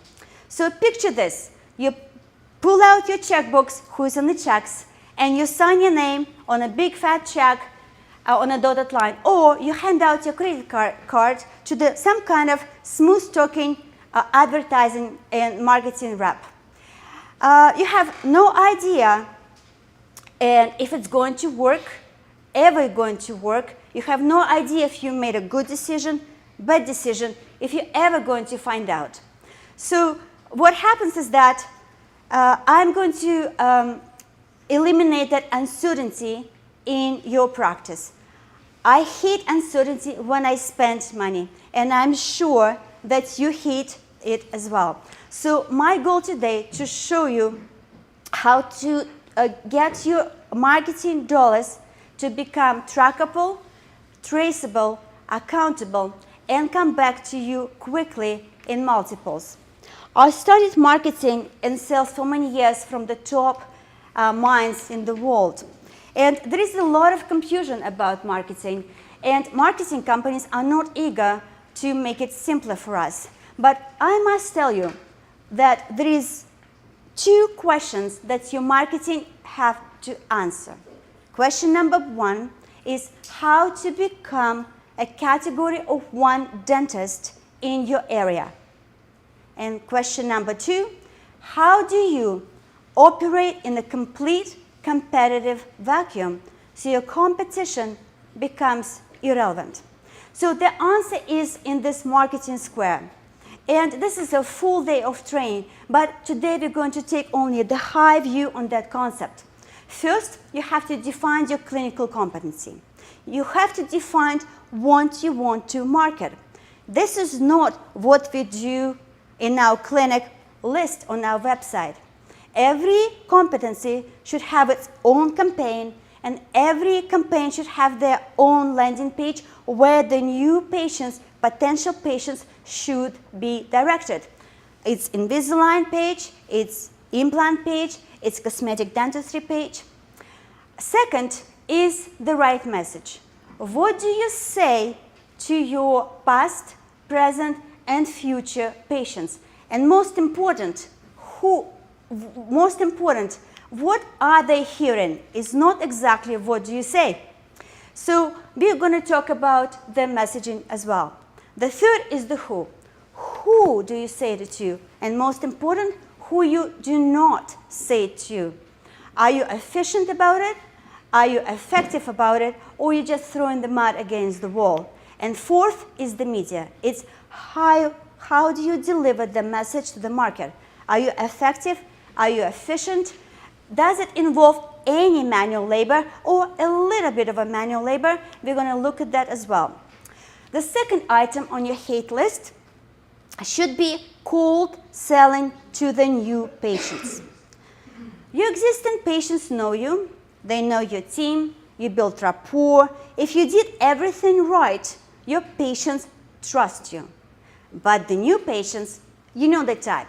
They walk in, you do a major diagnosis, you do world-class case presentation, you deliver it with all confidence in the world, and what happens? Your patients never open their wallets, and they nickel and dime you over any out-of-pocket expense. That's exhausting. That's demoralizing. And this is the fastest way to keep you in a single-tooth dentistry. I'm going to show you how to eliminate it from your existence. So you're only talking to the new patients who are predisposed to buy from you and who are able to buy from you and who will say 98.9% yes all the time. So here's the ugly truth about all this list.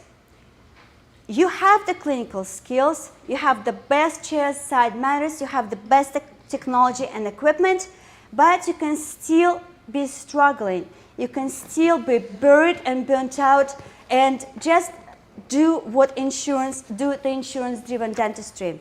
Why? Because admit it or not, know it or not, like it or not, we are in sales.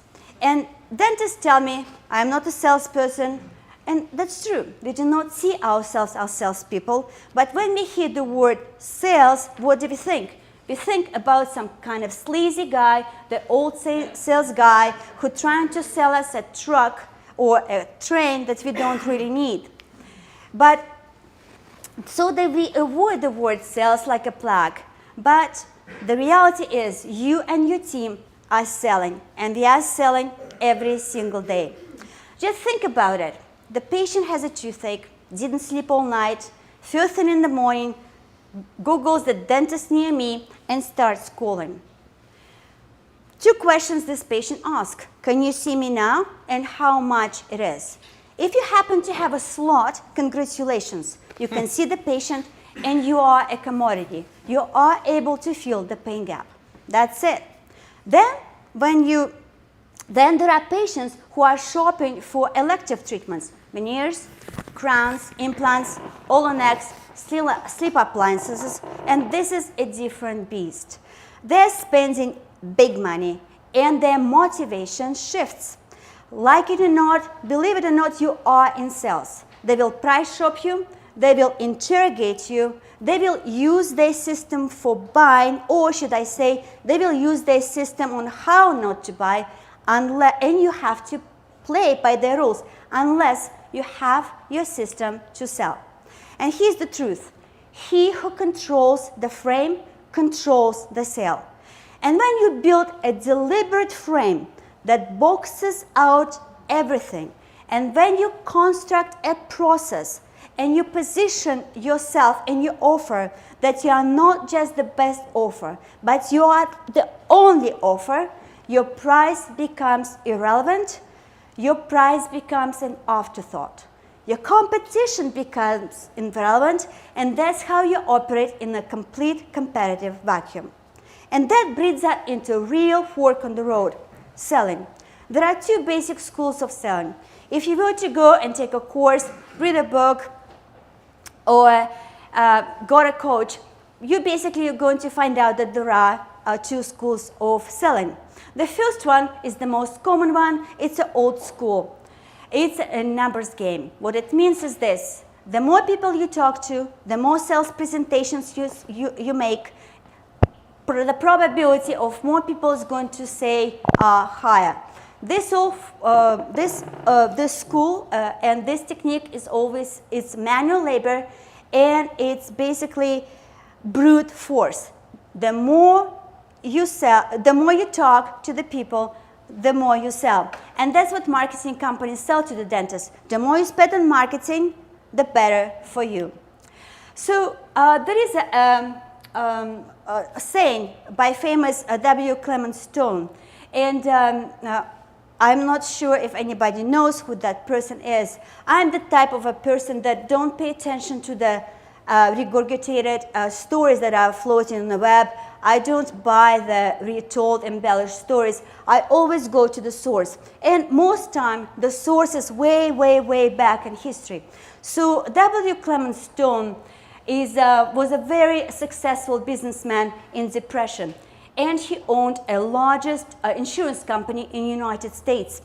If you don't know, but famous Napoleon Hill, Think and Grow Rich, being that famous, ended up broke at one point, to the point that his typewriter was sold on auction for $50. So Clem actually saved Napoleon Hill and attached Napoleon Hill to himself. So Clem used to like to tell a story, and I'm going to tell it to you really, really fast, not as elaborately as he would say. So the story is such that in one little town in the United States, in a depression, it was one struggling salesperson.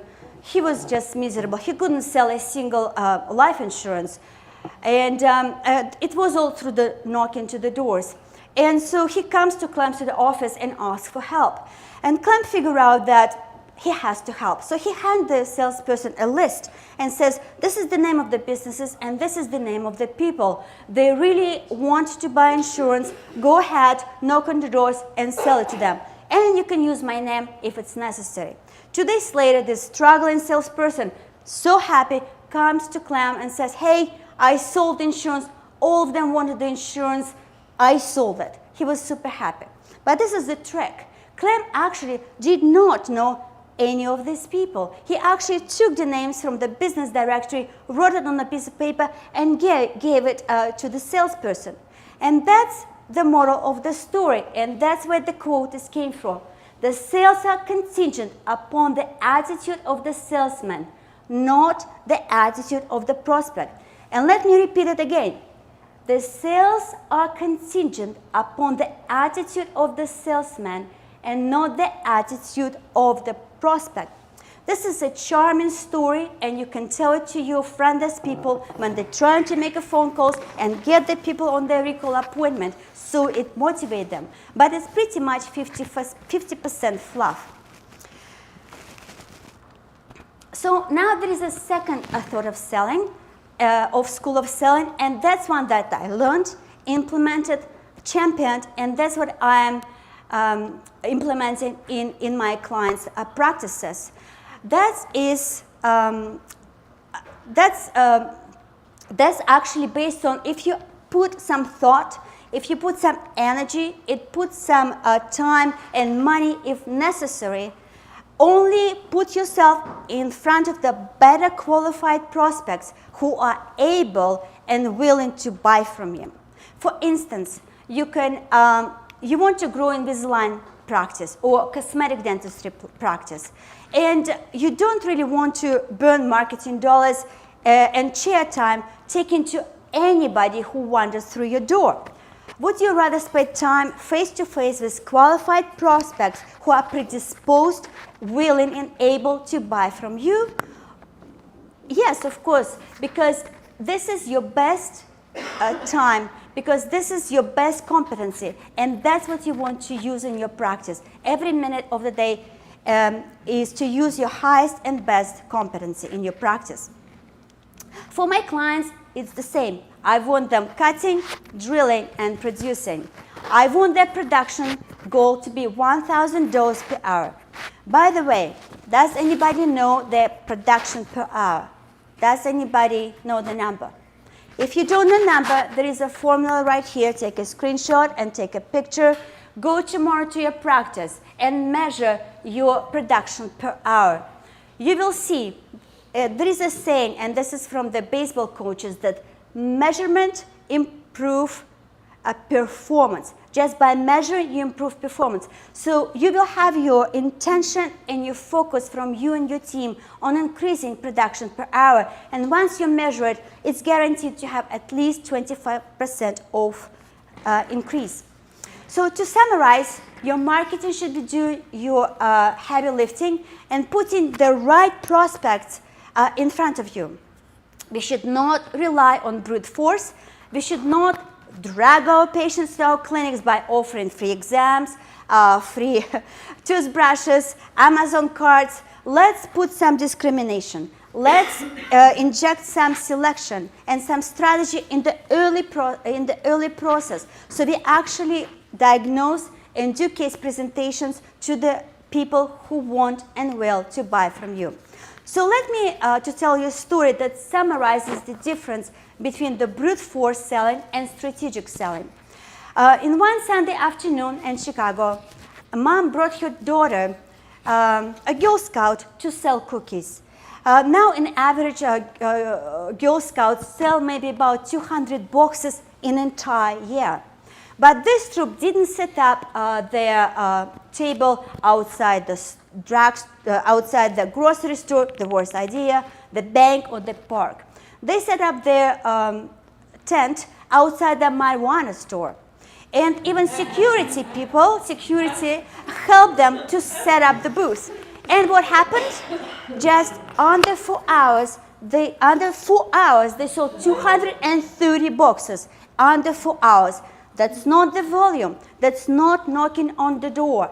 That's the picking the right market, having the right product, cookies, for marijuana users in desperate need of carbohydrates. So dentistry is the same way. You can grind yourself into the dust, playing the numbers game, or you can position yourself in front of the right patients the right way and close more patients on your Invisalign cases in one day than other dentists are going to do in a whole month. So now, let's say you've got the right market.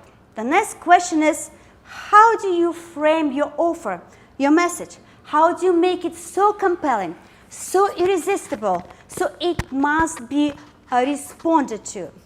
And here's one of the greatest examples in whole advertising history.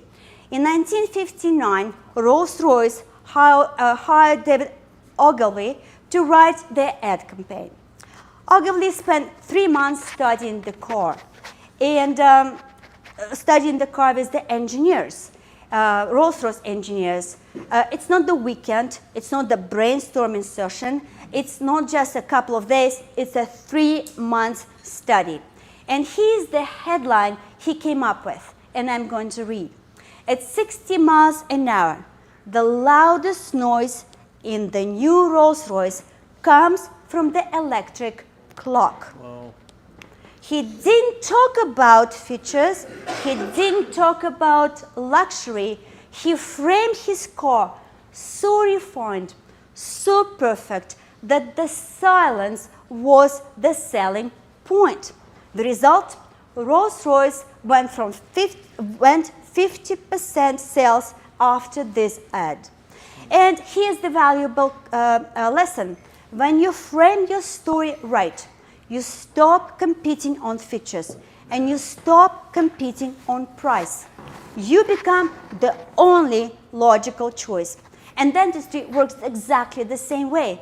Veneers, implants, Invisalign, patients will price shop you to death unless you control the frame. And when you do, your price becomes irrelevant. You are not the cheapest option, you are the only option. So now here's what's fascinating. Decades later, Rolls-Royce is still true that original positioning. Here's the contemporary ad. It's called "When you own Rolls-Royce, you make your own rules." And I will play it for you in a few minutes. think about it. They're not talking about the car specs. They're not talking about engineering. They're selling identity, exclusivity, the frame that owning the car puts you in. And notice, it's still aligned with Ogilvy's original message. The car is so refined, so beyond comparison, that normal rules do not apply. So let's play the clip. I'm going to play it here.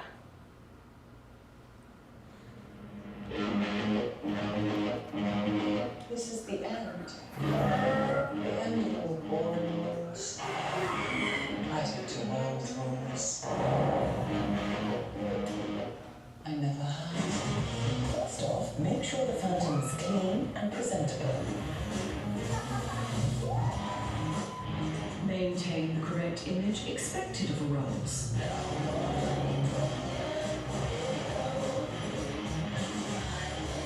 The loudest noise you can hear is the ticking of the clock. Utmost care must be taken of the finest leather materials. Careful, darling. Fountain. Always read. All right. Oh, sorry. For whatever reason, it keeps on playing. Here we go. So this is the power of framing. When you get the frame right, you don't have to reinvent your message every year. You create a story that's so strong that it carries for decades. And that's what you need to do in your practice. Stop selling dentistry as a set of procedures and start framing it as the only logical choice for patients who want transformation. So the Rolls-Royce had their electric clock. And for you, what is your electric clock? It's not the material that we use in our restoration. It's not the implants that are titanium grade. It's not the fancy scanner that we have. Patients do not buy features. They buy transformation, and you are not just selling dentistry. You are selling identity, experience, and transformations. And here, 3 electric clocks that you can drop straight into the elective case presentations starting tomorrow. Each reframes the procedure as a life upgrade, not a dental feature. So when you're going to present that transformation on your iTero scan, use these words. This is not, for instance, I give 3 examples. One would be for implants and Olo-Nex. It's not about the teeth. It's about eating steak with confidence, laughing in public, and never worrying about dentures sleeping again. Invisalign or orthodontics. This is not about straightening teeth.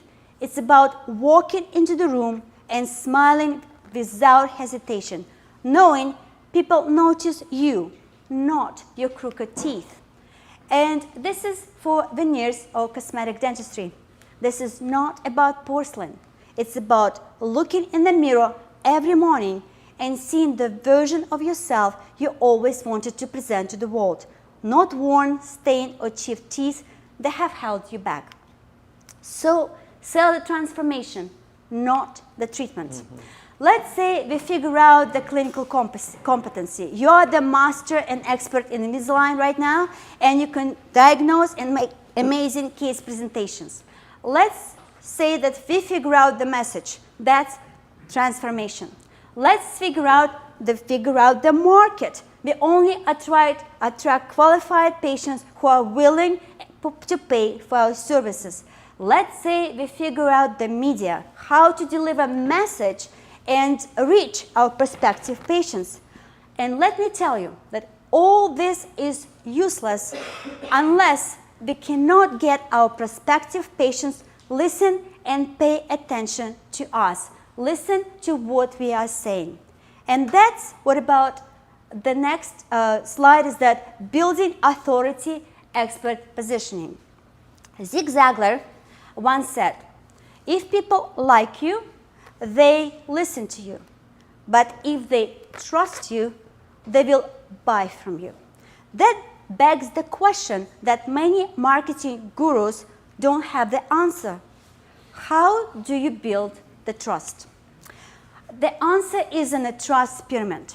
There are 5 levels, and we're going to go really, really briefly. So at the bottom of the pyramid is generalist.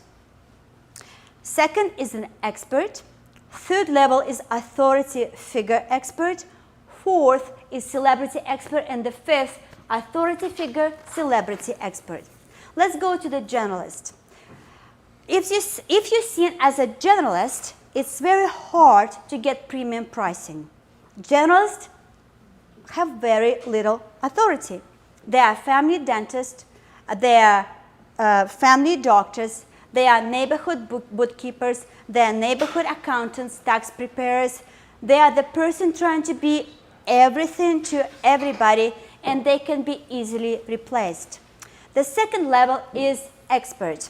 The expert has authority and specifically qualified. This could be your dental specialist. This could be cardiologist. This is a small business specialist, could be luxury real estate specialist. These are cosmetic dentists, implant dentists, Invisalign dentists.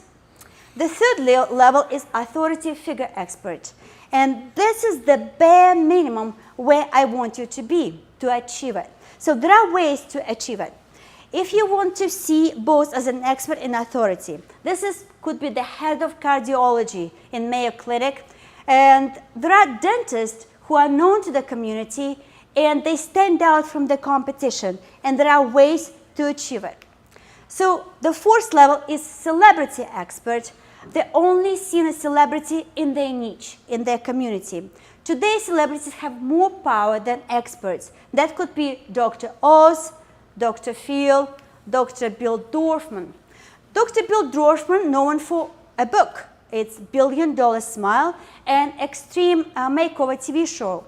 Think about it. $1 billion smile, not a million. Do we ask if there is a price elasticity in his delivering cases? First level, by the way, billion, it's an anchoring. That's a term in marketing, anchoring price. So people get desensitized to millions, okay? So the first level is authority figure, celebrity expert. So when you achieve that, everybody lines up to you. They do whatever you tell them, and they give you whatever you ask. So this is Tony Robbins. This is Cristiano Ronaldo. This is Oprah Winfrey. This is Steve Jobs. This is Elon Musk. You get the picture. So let's say we nailed clinical side, your master diagnosis and case presentation. Let's say you build trust and authority and you're an expert. Let's say you've got the message right, not selling the features, but transformation. Let's say you identified your market. You only sell to qualified patients who are willing and able to pay your prices. And let's even say you crack the media. You know how to reach them. But this is the kicker. All of this useless unless we can get these patients into our chair. And one blown phone call, one receptionist who asks like a gatekeeper instead of the door opener, all the marketing, all the authority, all the clinical mastery goes straight down the drain. So let's get brutally honest for a moment. When prospective patients call your practice, what do they experience? Do they feel welcomed? Do they feel enthusiasm and somebody eager bring them for consultations? Do they feel the connection when they call? Or does your front desk like a giant rock that blocks the door with a big sign, closed for business? Because make no mistakes, one careless tone, one hesitation, one price just blurred out, and that's all it takes for the $25,000 full reconstruction case or veneer case to walk away. That's all it takes to turn away $7,000 Invisalign case. Most practices don't lose business because dentists are not good. They lose business because the front desk makes it too damn hard for the patients to say yes. And that's what we are about to find out. Not what we think happens in our practices, but not what we hope happens in our practices, but what actually happens in your practice. So real prospective patients will never tell you what they think. Your team will never admit when they drop the ball. So I ran the test. I placed phone calls in most of the practices of the owners who are sitting in this room and who are in the online room. And I was asking, it was a mystery shopping, and I asked some questions that would your best patient ask. I graded every phone call with my proven scorecard, and that reveals the truth. Not what we think happens, what actually happens. If we can just pass down the scorecards, I'm going to play a couple of mystery shoppers. And if you recognize the voice of your receptionist, I bipped name of the clinic, name of the doctor, and name of the receptionist, so you can only hear the actual conversation. Mm-hmm. Are these new ones? Pardon me? Are these new ones? Yes. Yes. So, so quick disclaimer. Phone recording in Canada, if one of the people, myself, knowing the phone is being recorded, it's legal. So my avatar, I had 2 avatars for those. I did a lot of recording, but only I'm going to play 2 today. One for comprehensive case. My avatar was, I just finished the ortho. I have x-rays and pictures in hand. I have a wedding coming up soon, and my orthodontist said I need veneers. I'm looking at having 10 to 12 veneers, all right? Yep. And then the second call is, I wanted to do Invisalign, sorry, there's a typo, treatment before my wedding, and I'm looking for a dentist. So wedding, right? Been already told somebody that I need it, and I know exactly the number, right? So this is the score list for you. For the audience at the, not who are here, I'm just going to quickly say. So my tone was very simple words, slow pace, natural pauses is what I was thinking. So number 1 in our score is greeting and first impression. You won't hear it in today's presentation because it's beeped out, but it should be warm, engaging, right? It should be welcoming. They should have some excitement when I say, hey, I'm getting married. Handling the conversation, number 2, and taking control of the call. Pay attention who is in control of the call, the caller or the front desk, right? Number 3, positioning for the consultation. Did we clearly explain that the consultation is the first step? Did we mention what happened in the consultation? Did we build in the value and the urgency, right? Number 4, handling insurance. Did we actually start asking about insurance when patient never even mentioned that?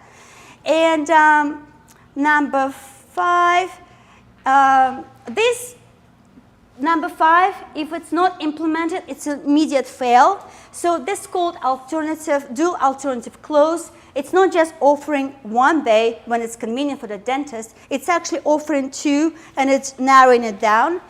If it's not implemented, it's immediate fail. And number 6 is a data capture. Did we ask for the name? Did we ask for the phone number to follow up? If these 2 not implemented, the call is failed. Okay, so ready? The first one, it's a cosmetic dentistry.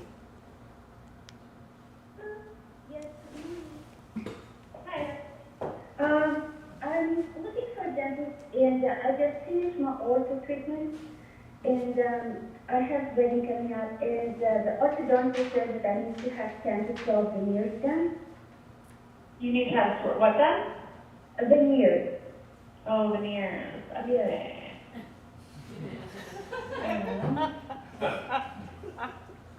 Classic. It's. I'm just looking at our next available appointment time. Do you do them? Yeah. Okay.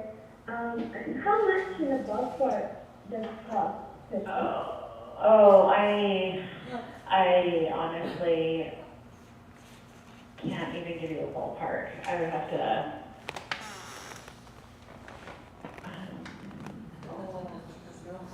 I would have to, yeah, I can ask the dentist for a ballpark on how many you need, but I would have to get back to you on that. I can't even say a number over the phone. Okay. But what is the process like that? We would have to get you in to have an exam, an inpatient exam, and then you would go over with the dentist, everything that you're wanting, like treatment-wise. And then they would go over your options and make a treatment plan with the costs listed, and then you can decide to go ahead or not. Okay. How much is the consultation? A new patient exam could cost anywhere from $60 to $250, depending on like if they're doing X-rays, any of that. Do you have dental insurance? Yes, I do, but I don't know what it's covering. Yeah. So yeah, it could be anywhere from $60 to $250. Okay. And when do you have time available? Yeah, I'm just looking. Give me one moment here. Okay.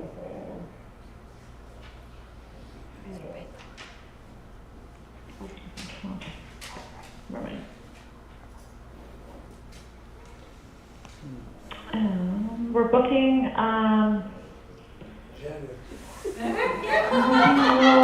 ways out right now. Our next available date would be 7:30 Friday, October 24th. 7:30 in the morning? Yeah. Okay.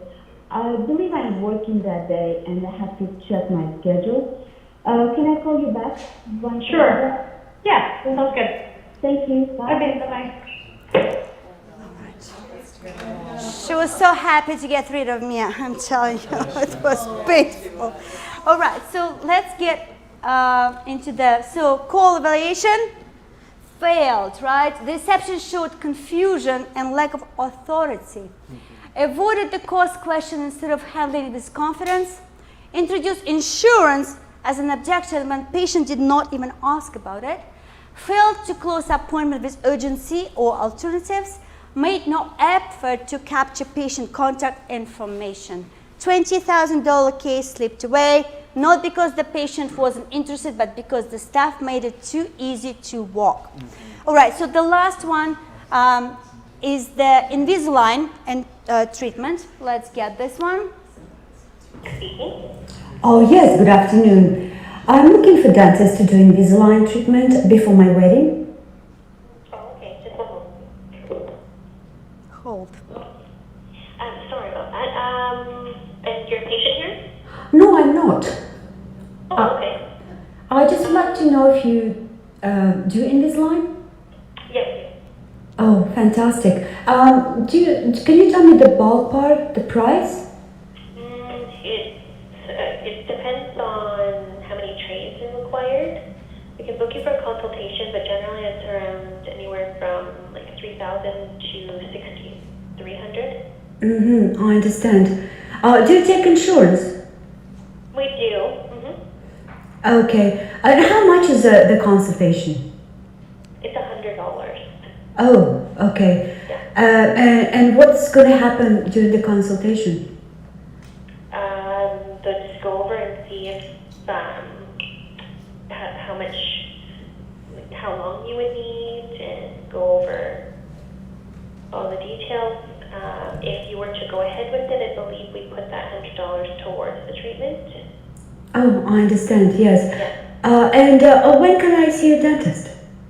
I don't know if you have a preference which dentist. We have the soonest I have available for a consult would be with Dr. Oh, this Friday. Mm-hmm. Okay.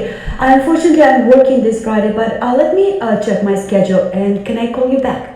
Yes, for sure. Thank you. Okay, thanks. Bye-bye. All right, so the call evaluation result failed. The caller explicitly inquired the Invisalign before the wedding. Ideal high-level lead, right? So no acknowledgement of the wedding, no congratulations, no, you're in the right place. We have amazing dentists. They're doing Invisalign, they have so much experience. We will be so happy to see you. None of it, right? So, okay, this call represents a missed opportunity for $5,000 to $7,000 case. And notice that she capped the price, right?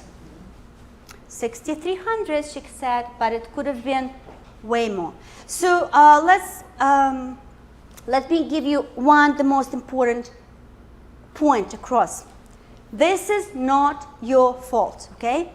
You were not trained to be a business operator. I wasn't trained. I have to train myself over the many years and paying hundreds of thousands of dollars.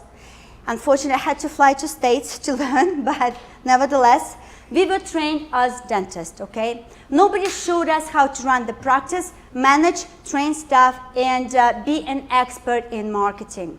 But here's the hard truth. Our team still needs to be trained, and this is our responsibility to train our team. If they are not trained, it will cost you money, frustration, profits, and peace of mind. And this is not your fault, again, but this is your responsibility to train. So, warning, do not try to mystery shop your practice without a plan. If you secretly test your front desk and then confront them without clear plan on how you're going to train and support them, especially in today's tight labor market, you will create fear and uncertainty. All that's going to happen is that they're going to start looking for another job, looking for another practice, and another employer, all right? Because job security is deeply important to our team. We may be thinking, oh, we just have a problem with our phone answering. They are thinking, am I being fired? So I give you a lot of information today. I went really, really fast. There's a flood of ideas, strategies, and you may feel like you've been drinking from the fire hose. It's normal. But if you're probably thinking, how am I going to implement that in my practice? Let me ask you a direct question. There is a special gift, and I posted in here. What if I handed you a way to deal with it right now and reward you just for being here? Just for thinking, maybe it's going to work in my practice. I'm going to get every dentist. This is a mystery shopper audit. It's valued $1,000.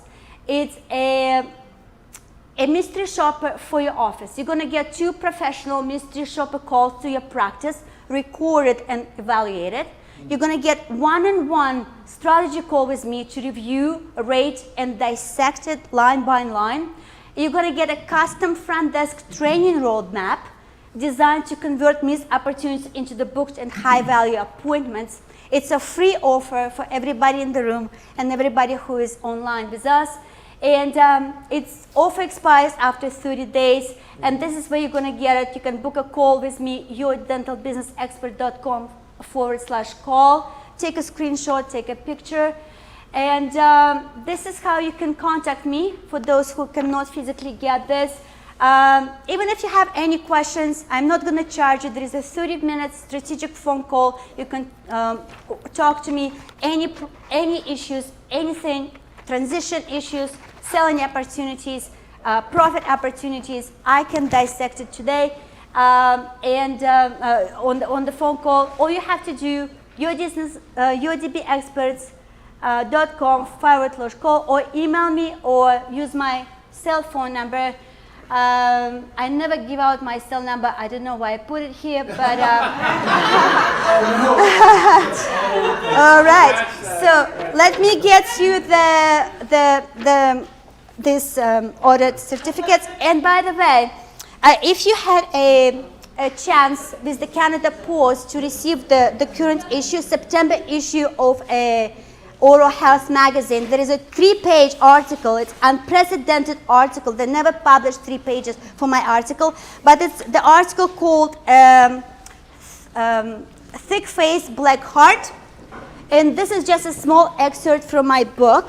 And I can give you this book today, and it's report, Thick Face, Black Heart. And that's how to transform your dental practice so it pays you, protects you, and runs without you. Nice. All right, so please collect your certificates. It was a pleasure. I wish you the most success in your practice. So you can exit dentistry on your terms Get the profits in the practice, serve at the highest level to your patients, invest the profits, and get your cash loan investments so they protect you and protect your family. Thank you very much.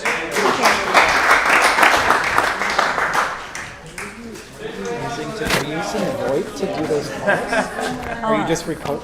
I'll tell you how to. I know. I use this. Can I help you do those? I'd love to do those calls with you. I'm well versed in all of them. It blew like it is the problem that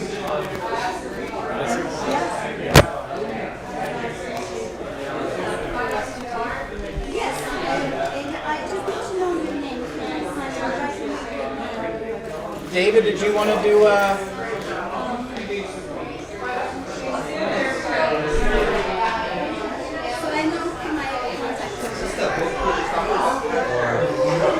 Yes. I think, yeah, you better ask her. Well, it is, yes. Yeah. You're welcome.